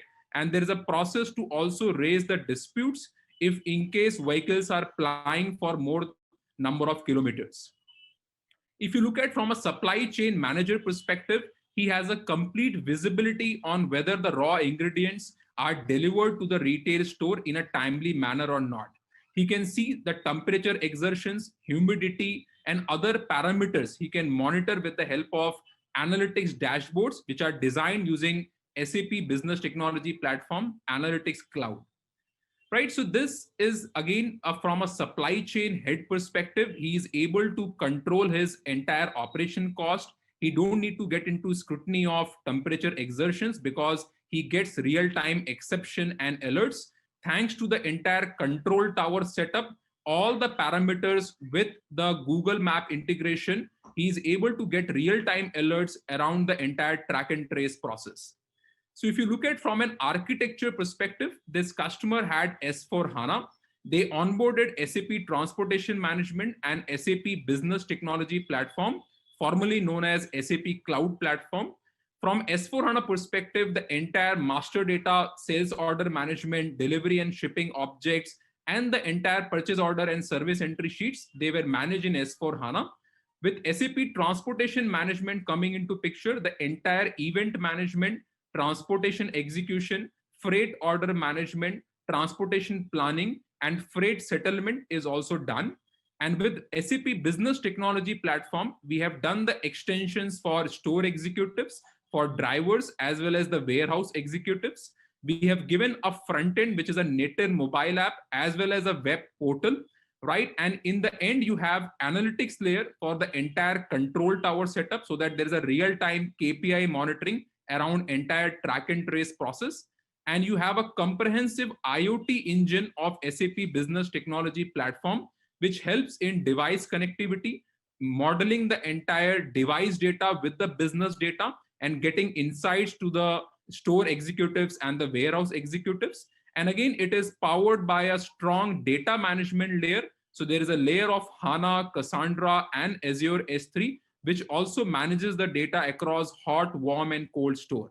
So this entire business technology platform is intelligent. It is driven by various rules, various workflows, and it is connected with SAP S/4HANA and SAP Transportation Management in real time via the cloud connector.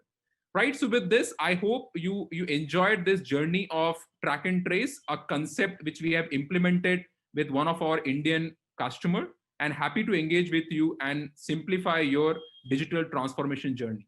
Thank you. Thank you, Vinay. And now we go over to our last speaker. Vijay Sethi is a senior data science specialist at the SAP APJ Innovation Office. The stage is yours, Vijay. Thanks, Nishan.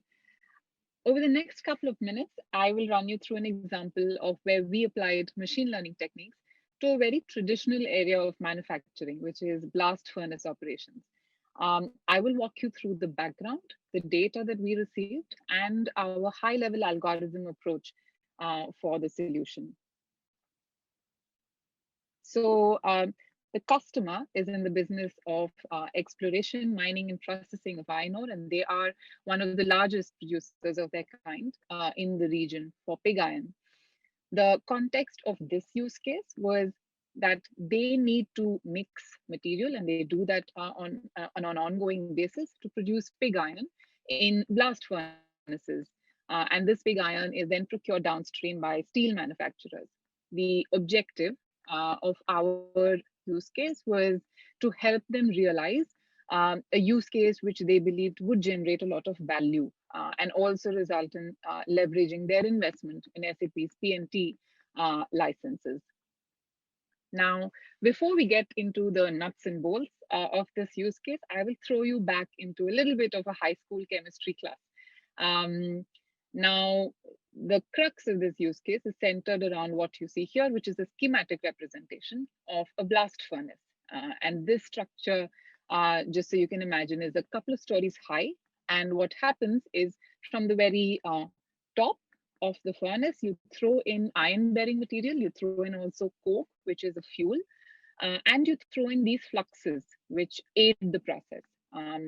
And from the bottom of the furnace, from down here, you blow in hot air.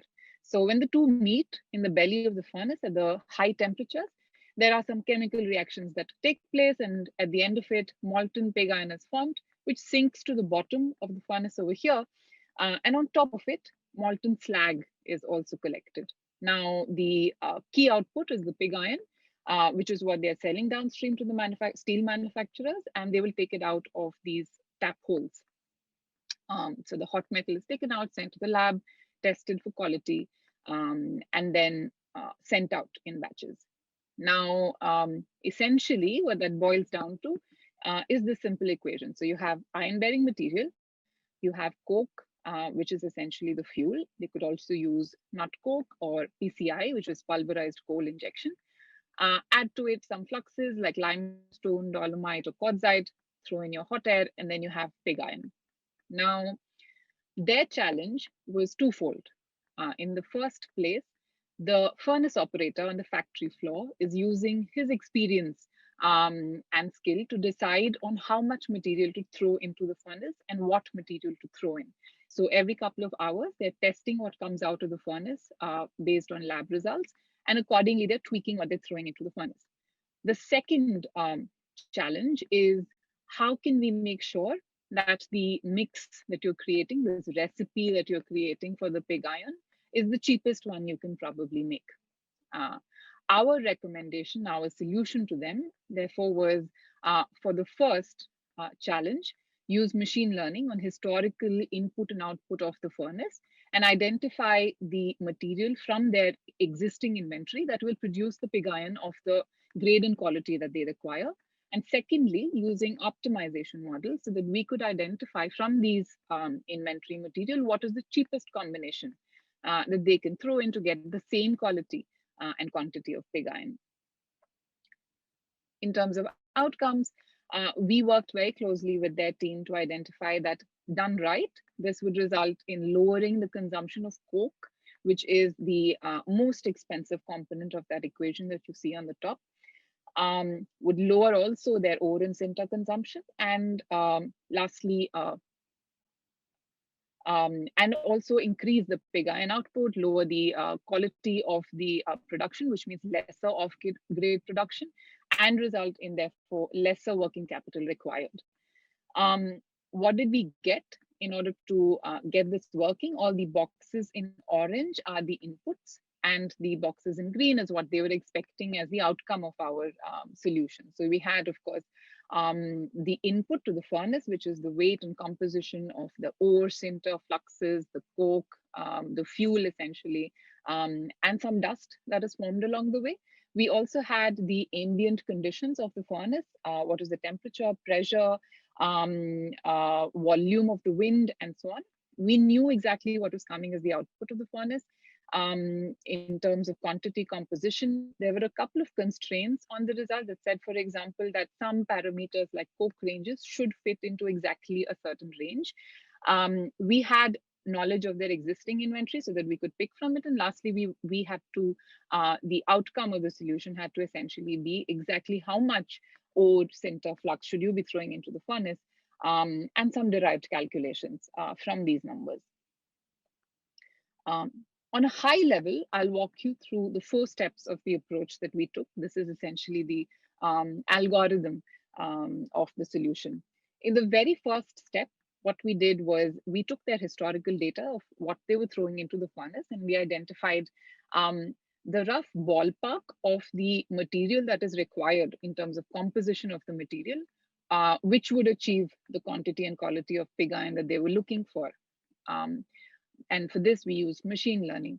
Now, once we had identified these ranges, we look into their inventory so that we can match their expectation or their desired result with reality of what is actually in the inventory. So we use that knowledge to shortlist what is currently in the inventory. And we had identified 3 to 5 materials that will fit the bill to produce, like I said, the quality and quantity of the pig iron required. Once the shortlisting is done, we now need to see exactly the weight that will be the cheapest combination possible. For that, we used optimization. So we took in these shortlisted material and their composition, and we decided, and we knew the output grade that the furnace operator is able to provide, and we calculated the lowest cost of the input combination that would produce the required pig iron. For this, we used optimization models. And lastly, like I said earlier, their fuel constitutes the largest component of their price. So for a given set of material, we looked at historical data and said how much fuel would be needed if you were using these materials. So we again use machine learning to calculate the coke, nut coke, and PCI, or pulverized coal injection rates. So with that, you have exactly all the elements that need to go in, their composition, their rates, and their weights. So that was the high-level approach of the POC. Just to recap, step 1 was machine learning. Step 2 was a heuristic, which means some rule-based calculations. Step 3 was optimization models, and in step 4 we revisit again machine learning. In terms of execution, how we ran this essentially was on the SAP side, we worked on the burden mix optimizer. This was a model that ran in less than a second. We built this using SAP Data Intelligence. We also prepared the data for machine learning. So almost 25 SAP non-SAP sources were combined to create the baseline layer on which machine learning was built. And then we handed over to our partner. And we worked very closely in collaboration with them to ensure that the deliverables were aligned with the customer expectations. And we also designed a UX front end to support the partner in terms of how the user would interact with these models, which is the furnace operator. So that is in a nutshell what we did for this customer in the blast furnace burden mix calculation. Thank you for attending this segment. We hope you enjoyed listening to all the presentations today. Connect with us to continue your experience. Scan the QR codes here to subscribe to our YouTube channel, follow us on LinkedIn, or even take a virtual tour of the center. You can also email us at the email address on this screen. Until next time, take care.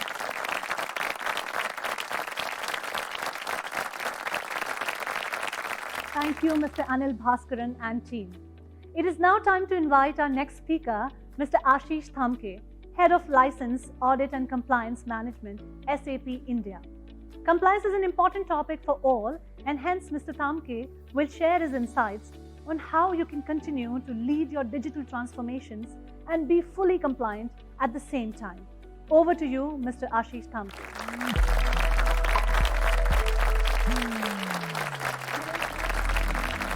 Thank you, Shobha, for the introduction. Today, we will talk about some GLAC latest update and some addition in SAP GLAC service portfolio. The whole session will not only talk about how best you can utilize your SAP software, but also how we are going to measure your software in the coming future when we move to private cloud or a public cloud. The agenda I will cover in 3 different steps is to introduce you to the latest service portfolios and give you some quick update on the GLAC side, but also we'll talk about the audit processes and something amazing which has come as a customer portal called SAP for Me. In this particular GLAC organization, SAP understand that SAP software license compliance, risk avoidance, and investment optimization is perceived as a challenge. However, your regular intervention and also regular reviewing of your license compliance it is in the interest of all our customers to mitigate risk in terms of any financial exposure.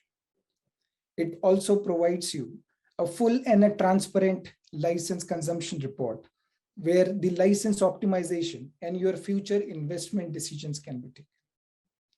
In times of unprecedented changes and uncertainty, customers may require more and efficient way. And that is what the feedback we have been receiving. So here at SAP Global License Audit and Compliance, which has evolved its offering to better meet our customers' need for clarity around license entitlement and its usage. So there are certain GLAC portfolio which I will introduce to you is on some of them or on the measurement side. Some are on the parameter of non-measurement. GLAC has continuously expanded their service portfolio to better support customer regarding the license compliance. The offering either requires a measurement or by customer can provide it as a non-measurement. Advisory services do not replace or circumvent SAP's license right, but can be useful to develop a greater trust and confidence in working with GLAC. Customer can request for any kind of advisory services for their needs. The need can be either you want to analyze and explaining on the customer entitlement, or you want to understand the audit processes. There could be a situation for your future usage. You want to convert your contract, maybe to the cloud business, private or a public cloud. It also involves some of the major changes in the pricing model, like digital access. These kind of services can be offered to all the customers. The CMS services, we call it as a customer measurement services, is an amazing services which is discretionary, collaborative approach, and the measurement services, which is delivered by the specialist, either on-site or remote, in collaboration with the customer to understand the license consumption and take future decisions. The default option through which the SAP exercise their license rights, it will continue to remain the same. All your on-site audit will help you to measure and generate your results by various tools and the self-declarations. We also want to support our customers to maintain compliance with their license entitlement. The license management right is something which is very, very important, and we have been receiving a lot of query about it. This is to focus on the event like company reorganization, your divestment, any merger acquisitions, or any affiliate or a group companies which you are want to migrate to, or you are going to adopt those. In this particular session, I will talk about a very latest private cloud measurement process which SAP is going to measure, and we are here to support you how it is going to measure. SAP's vision is to provide a very complete and a transparent, the way we have been doing for ECC in case of your USMM and law, the same way SAP is going to provide you LUI, which is nothing but a license utilization information. This is currently available for your on-prem, and it is also available for public cloud. For private cloud, SAP's vision is to provide a complete, fully automated LUI, which will benefit you from transparency on consumption with an automated regular updating of data. Timely, it will give you a product-specific clarification if there is any potential licenses gap. It also significantly reduces any manual efforts to prepare and execute any kind of measurement. These manual steps will require for user classification and non-measurable metrics like self-declarations. There are three ways we will produce from an audit perspective. One is the fully automated, which will happen every month. Okay, it's going to be an automated process. And second, typically once in a year. This once in a year can be for remote audit, or it can also be from a on-site audit. I just wanted to give you a feel of how the LUI looks. On the left-hand side, you will see all your consumption, all your systems, or your licenses, and also the consumption, and it will give you a highlight whenever there is any license gap or there is any overusage of the licenses. On the success factor side, that is also available, which you can view at any given point of time. Some additional information which I wanted to give it to you is for S4 and ECC, measurement, it is based on the USMM and law tools, the way it is on-prem, right? In case of any private cloud where you have multiple private cloud systems, to avoid duplicate counting of licenses, or maybe you can say that avoid paying twice for the one person, it is very important for the multiple systems by maintaining the user IDs constant across the system. And beyond this all highly automated monitoring, SAP might still perform a license audit to verify the compliance with the usage metrics, volume, as per the agreement. This takes me through to introduce you to SAP for Me, a brand new tool which was introduced in 2019, Sapphire. SAP for Me is a strategical board sponsored program to define the way how customers will going to engage and interact with SAP. In particular launch, SAP for Me improves the way how our customers digitally interact with SAP. It's where the products are purchased, the decision, the plans are made, where employee of any customer organization will design the SAP portfolio and also expect a very high quality interaction with us, where they will receive where we are receiving more feedbacks nowadays. This is where SAP for Me will start to focus on the need of the leading requirement. It is going to be a situation-driven role.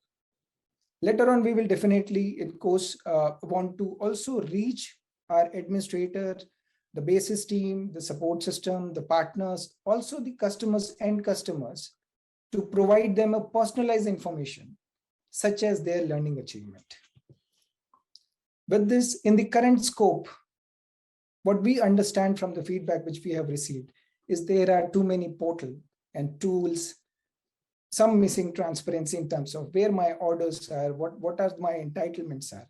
But with SAP for Me, these all things will be very, very systematic. You will be able to start at any given point of time. It will be a single access point for you, completely personalized, tailored to your need. SAP for Me is going to give you everything and anything which you want today to understand from your SAP landscape perspective. A very quick demo for you, how you can start, and you can do that right away while I am talking to you. Just log in to me.sap.com, use your SUSE ID. If you don't have SUSE ID right now, give it a try for a demo version. This trial does not require any kind of user login, but at the same time, all the data which you can see and make use of it is to explore your data the way it is as on today. In this particular slide, I think what I want to cover with you is very, very important, where SAP for Me aggregates all relevant alerts, metrics, and also insights from SAP product portfolio into a one single access point. The intelligent home are the heart of SAP for Me, which is based on your preferences. It provides you the functional metrics and many, many more. Everything is tailored to you. Intelligent home will evolve over a period of time, and definitely it will become more smarter. It will make you aware of certain situation and help you to proactively take calls by giving you a proper guide to solve it. Coming from the intelligent home, product details page contained a variety of context-driven information, which will give you a quick and a comprehensive view of your product. From there, you can take any kind of a call, right? You can examine different perspectives, like your system, the number of incidents I have reported, how many response I have received, my licenses, its consumption, and all about my orders, or any other additional information diverting from that access point. Just log in today to SAP for Me to explore more and do provide us the feedback. With this, I would like to take you do all the special links at the end of the day. We all want to be compliant, and we are there to support you. Thank you very much.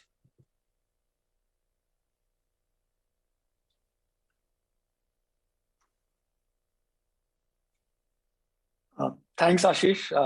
I think being compliant from a use perspective is on top of every CIO's agenda.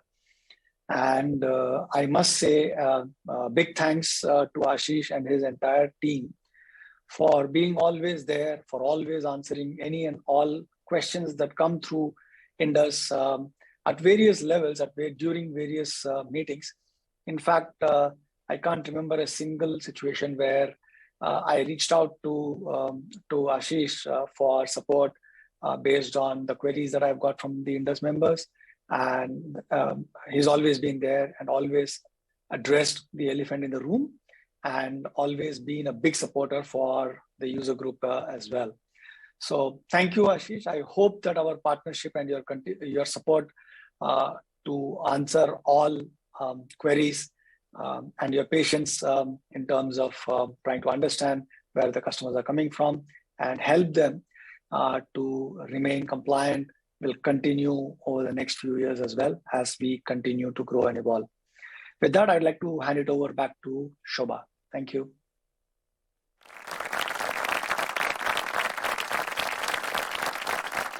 Thank you, Mr. Thamke, for addressing our audience today. Thank you very much. What a wonderful session it was by Gaur Gopal Das ji. I think each one of us really felt so inspired hearing him. So Mukesh, how are you? How was this thing on the session? I think this 2 days have been very, very interesting. The content has been really, really high class.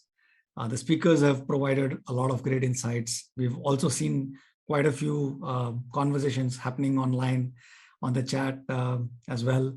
Some of the questions that people have asked with the speakers have also been pretty insightful. So overall, I would say it has been a very, very good 2 days of the conclave.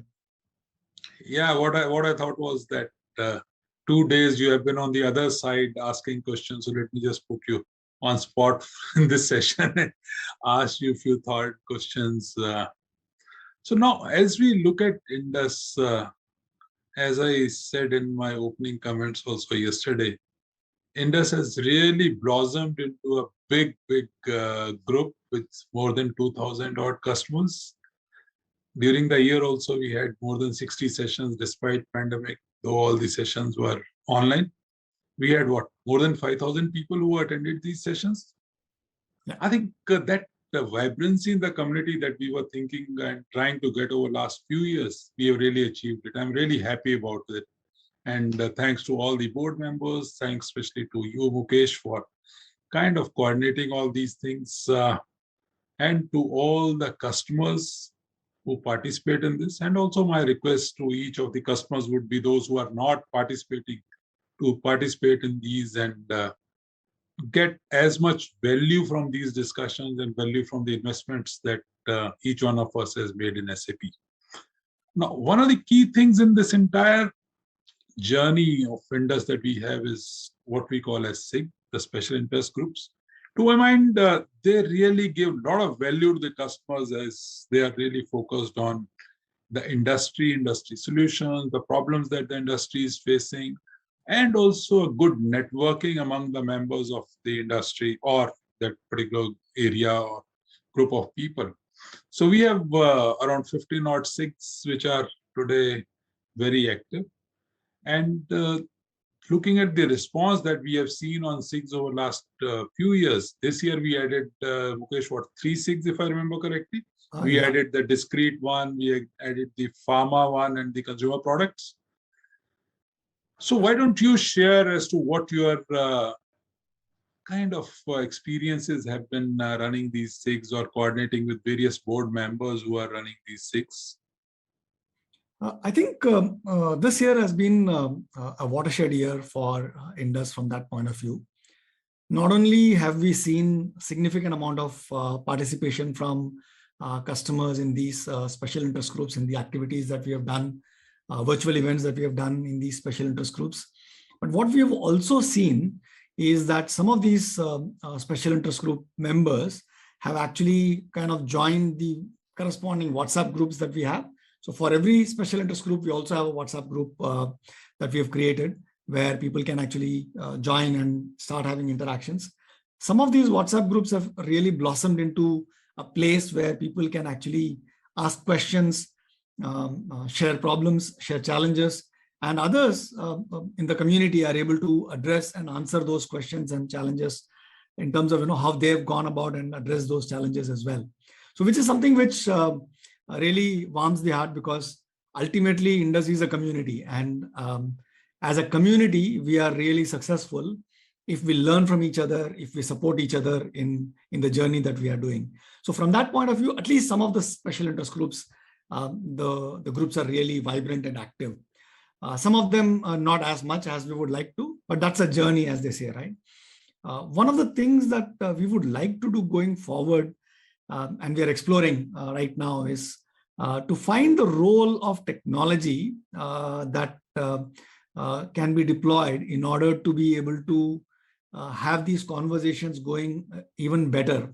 So right now we are using WhatsApp as a mode for these communication.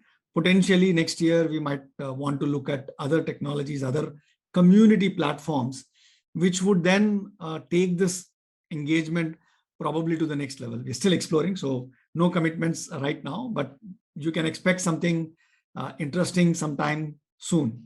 So that is maybe in the next board meeting we'll ask you to commit. No commitment this time is okay. Yeah, but I think it is important.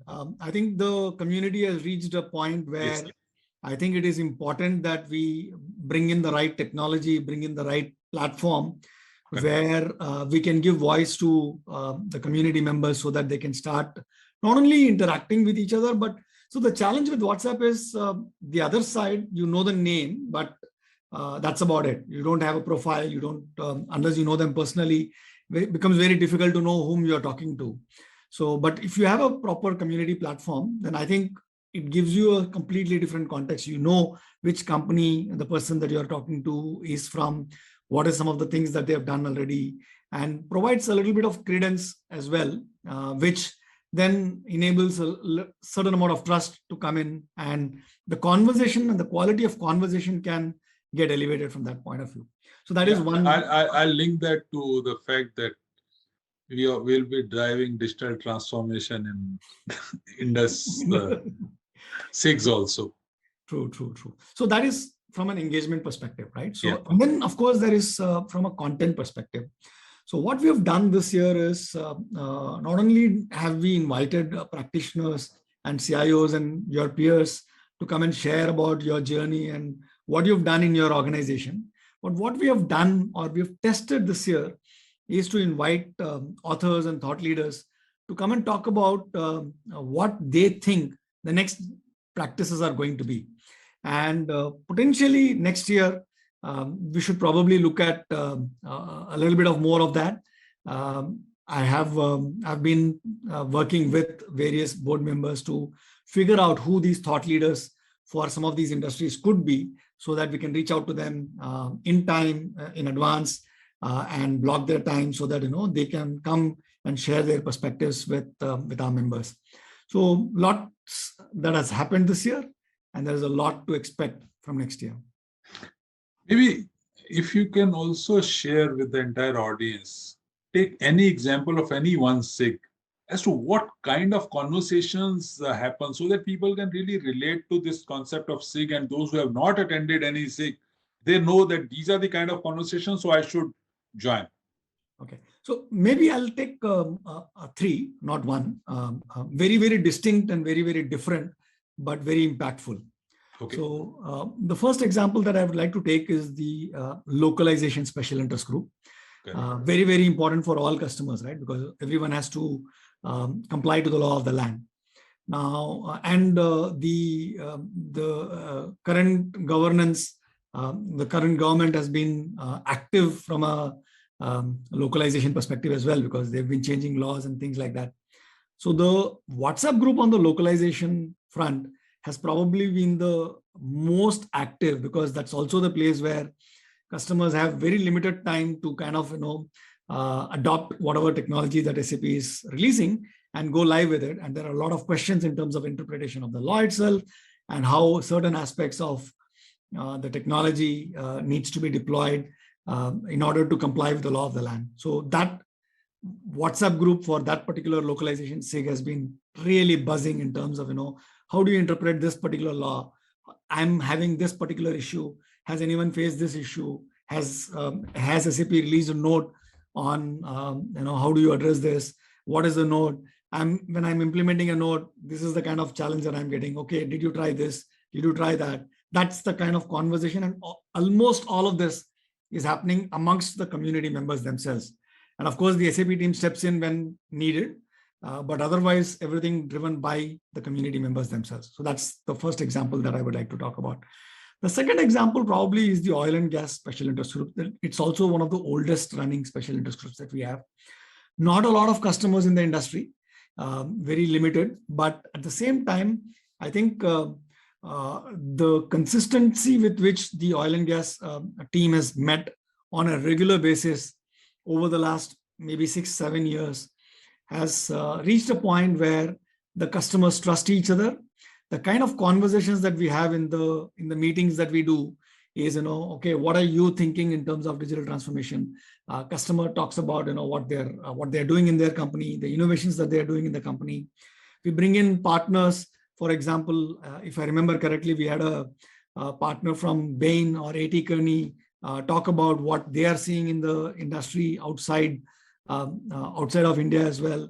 We brought in startups. We brought in a professor from IIT who actually spoke about artificial intelligence and machine learning and what academia is thinking in terms of these topics, so that there is the collaboration between academia and industry as well. So that's more during the SIG meetings than on the WhatsApp groups. But the meetings are really very well attended by almost every single customer that we have in India. There is representation there. So that's the second example that I would like to take. The third example is the Driving Digital Transformation Special Interest Group. Now, this group meets every month on a call. And there are times it is in this special interest group that we've had authors invited, and yourself also had a presentation. You delivered a presentation for us as well on how do you drive digital transformation. It's a very, very pertinent topic. If for some reason a particular meeting on a particular month is not happening because whatever happened, the speaker had to cancel last minute or whatever, I get calls from people saying that, why is this meeting not happening? And that tells me that people really miss the content that is being created. That tells me that, the content that is being shared in these meetings is relevant and is useful and is helpful. And again, the WhatsApp group is active. We share content, blogs which are getting shared. There are news articles that are getting shared. There are videos of nothing to do with SAP, but topics around digital transformation and transformation itself getting shared as well. So 3 very different kinds of special interest groups with very different kinds of discussions, but all very active and finding a lot of value from being part of the group. No, that's fantastic. Actually, the examples that you gave are so varied, coming from a particular industry, which is oil and gas, or from areas, the domains, or the emerging things like digital transformation. Fantastic. So one of the key things, Mukesh, also, which I know that almost all SAP customers globally and in India are thinking is either migration to HANA, or if they are migrated to HANA, how do you do various enhancements into HANA? And a particular component of this, which is helping organizations who have implemented this, who have started using this, is Fury. I know that we ran this 6-part series on Fury. I spoke to a lot of people. They gave me a very nice, good feedback. Why don't you share something about what really happened in these 6 days? What was the any background to this Fury sessions that we had? Okay, so I think this feedback came from a couple of board members that we need to go deeper in a particular topic rather than just skim the surface like we always used to do. At least that's the perception that was there, and also curate content which is relevant in a way that someone who attends all 6 would know everything there is to know about a particular topic, right? So that was the context around which we kind of set up those sessions. The way we also ran those sessions was that the first one was a very high level overview in terms of the UI UX strategy that SAP is having. And then from there, we went detailed into every aspect of Fury and UI UX that a customer needs to know in order to deploy Fury successfully within their organization. The idea was that we will invite speakers from all the different topics and go deep into each one of those topics. So we had close to about 650 plus registrations. We had almost close to about 70 people who attended all 6 of those sessions. And on average, we had a participation of more than 150 for every session that we ran as part of that session. And out of the 650 registrations that we had, 600 of them at least attended 2 sessions, which again tells me that this is a need of the market, a need of the community, that we do such deep dives on various topics. So Fury was an experiment, which I believe was a very successful one. Absolutely. The idea now is to explore what other topics are the need of the hour and go deep into those topics as well. Now, one of the things that participants today can actually share is what do they think are the need of the hour. You can do so on the chat right now. You can do so by writing an email to Indus, admin@induscommunity.com. If you are part of any of the WhatsApp groups, you can start having a conversation on those WhatsApp groups. But yeah, I think that's the way forward. Correct. Yeah, one topic I can suggest right away without writing an email to you is we could have a session or master class on licensing. So where we can run through various kinds of licensing. So it could be a deep dive over, if not 6, maybe 4 or 5 sessions. Someone gets into the cloud licensing, someone gets into ERP licensing, indirect licensing, and those kind of licensing. And so that people really get an insight. While some people understand, but most of the people have a kind of superficial knowledge about the licensing. So that could be one, but I agree with you. If the customers can write on either on the chatbot or on chat box or on email as to what could be the potential topics, we'll surely look at these.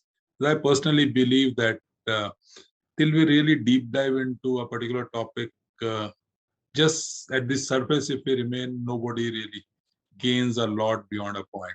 So we should do that. Another thing, Mukesh, I personally really liked this year was this co-working sessions that was started. I must say that it was your brainchild. So while in the earlier one you said that some of the board members suggested, but this was your brainchild. So I compliment you on that.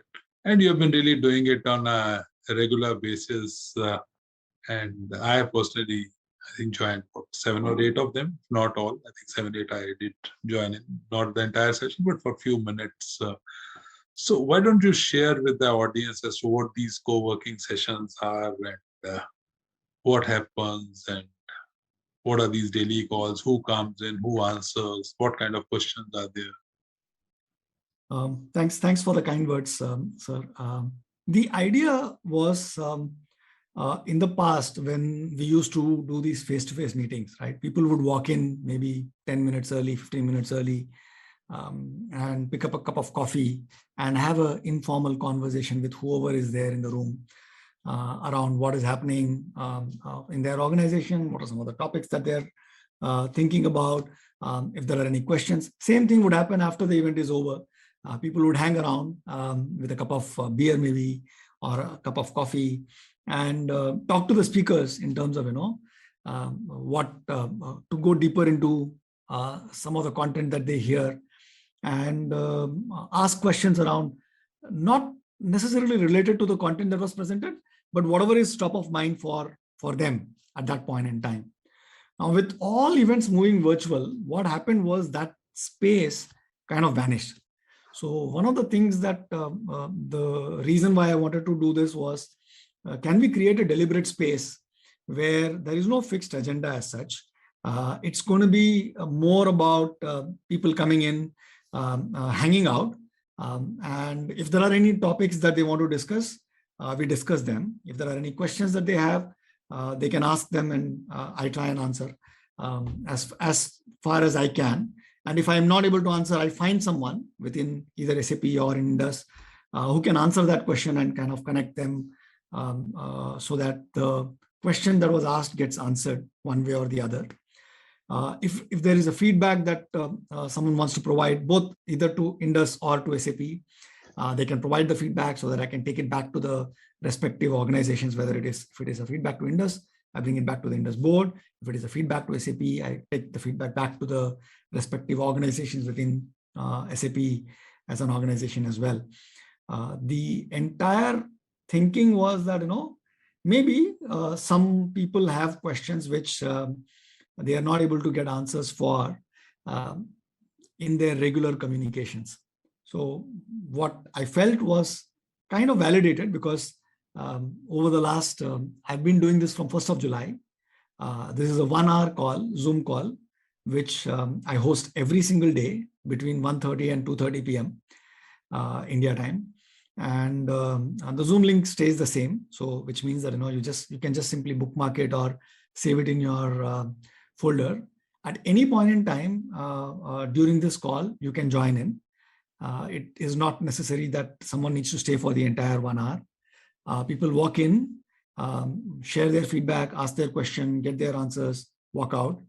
And then there was a feedback from a few of the participants saying that, can we make these a little thematic as well? And you can bring in experts. So we've tried that as well with really big success. We had an expert on finance join us and answer all kinds of questions when it comes to the different finance related topics that are there, whether it is closing the books, whether it is which solution to use in which area, and when to use BPC, when to use SAC planning, when to use group reporting, what is SAP's roadmap on the different financial solutions.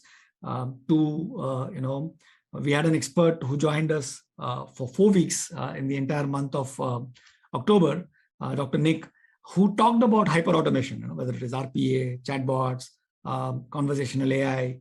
So that was a theme. Again, we invited these guys.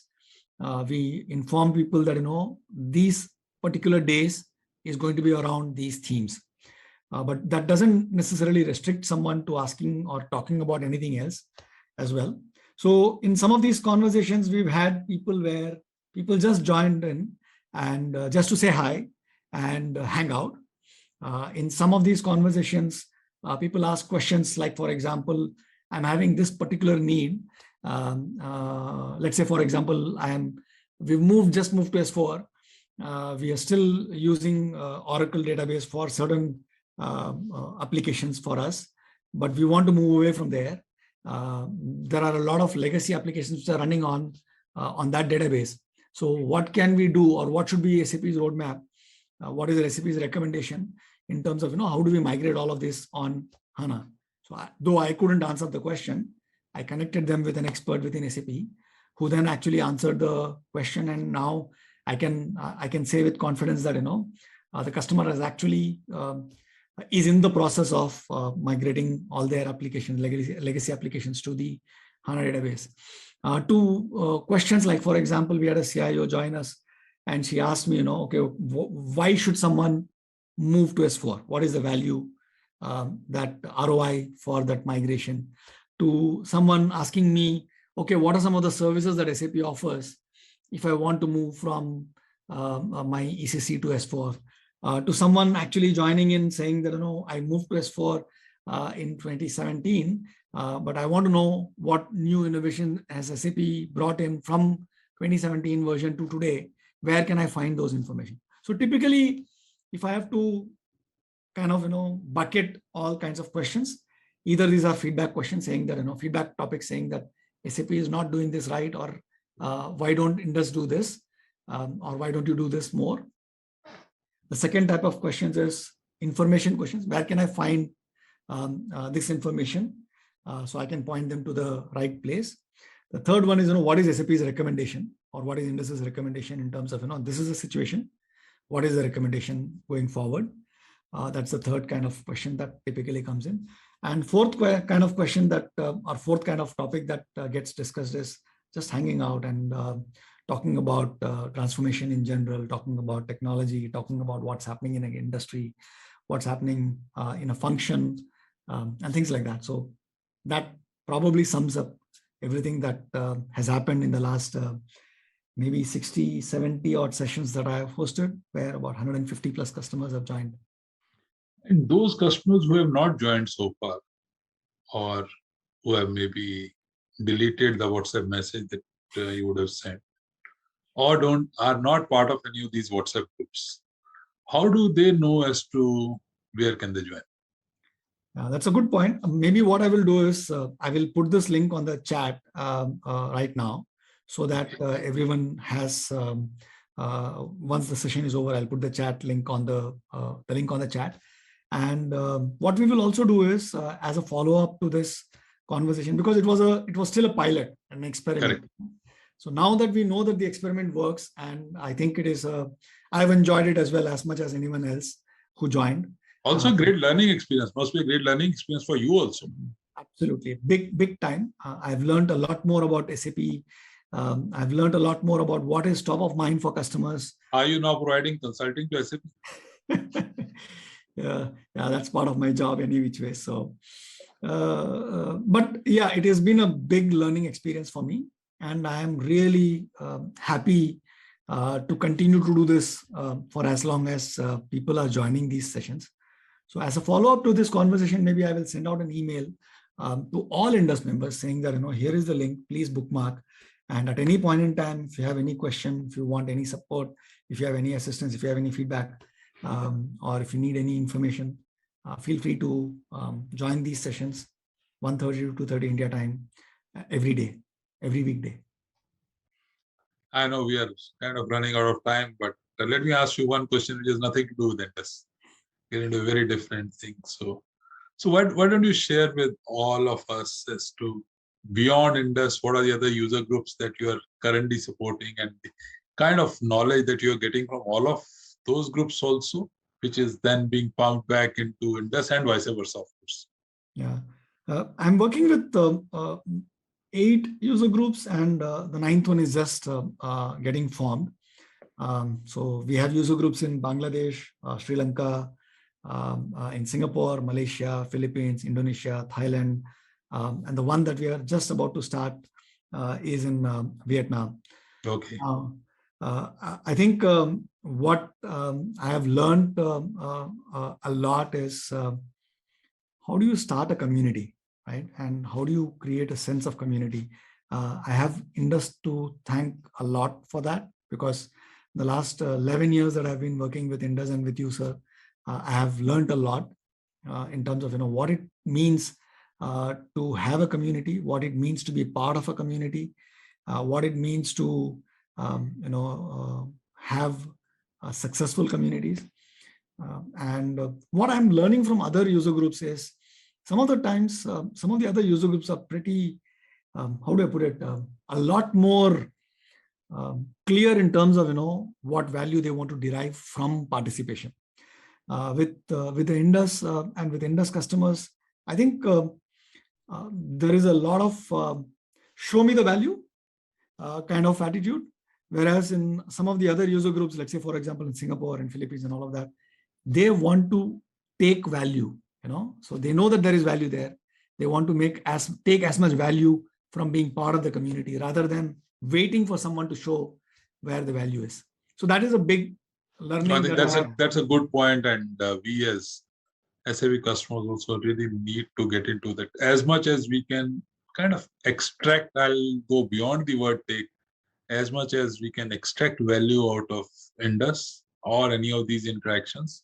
Whatever investments we have made in SAP, and they are huge by any standards, we really need to give ROI back into our organization, that this extraction of value can help a lot. So to my mind, as I personally see, whether it is the SIG sessions, whether it's Fury conversation, various chapters, various other groups that we have, or this co-working sessions, or any other kind of interactions that we have with the customers, I think customers can really gain a lot of value out of these. And finally, INDUS, to my mind, is something which is for the customers. It is by the customers, for the customers, and with the simple objective that can we really get value from our SAP investments? How do we enhance? It's not just getting inputs from SAP, but also the power of community, the power of networking, power, for example, just from Mukesh spoke about, it's not just within India, but we can get a lot of best practices. You gave just one simple from Singapore, but there are tons of it. And as one really progresses, you can share so many of them. And I know that whether it is Shugan or whether it is ASAG, DSAG, we have been kind of working with various other user groups globally, whether German, American, or other user groups, and we really get a lot of insights on the way of working of SAP and way of working of those customers, which can be brought back over. So this community, being part of this community, really helps the customers a lot. So I'll also encourage everyone to really participate in those. Even you can tell your friends and other people that, yes, those who may not be attending this particular conference today, but that you can tell them that they should join INDUS and get more value out of it. So any last comments, Mukesh, from your side? Only one thing, sir. You see what you look for. So Absolutely. if you start looking for value, you will see value everywhere. Correct. Absolutely. I think that's very well said. And I'm sure that this would be either one of the blogs that you have already written, or the topic of one of the blogs that you might be wanting to write. So either one of them, it would be surely there. But thank you, Mukesh, and thanks especially to you for all the wonderful work. 11 years have passed on with our association. I don't even, actually, it doesn't look like that one has been associated with 11 years. Kind of ages now, but really fantastic. I'm sure that this association will continue. Thanks for that. And now I'm looking forward to the part 2 of ACE Awards. So yesterday we had the first set of winners, and after that I could see a lot of excited faces all around. So today I'm looking forward to the second chapter of ACE Awards, and I'm sure the entire audience and Mukesh, you too, would be looking forward to these awards. So thank you, everyone. I want to thank all the participants in this particular session and everyone who's participated for this 2 days. We look forward to the ACE Awards, and on my behalf, on behalf of entire INDUS board, I'd like to thank all our sponsors who have been kind of party to this entire thing, whether it is Google, whether it is IBM, DXC Technologies, and these have been wonderful 2 days, and I wish all the participants of the ACE Awards all the best, and I'm sure the best guys would win, and they'll also motivate others that yes, next year others would also win. So with that, let me close this session and let's look forward to the ACE Awards. Thank you, everyone. Thank you so much.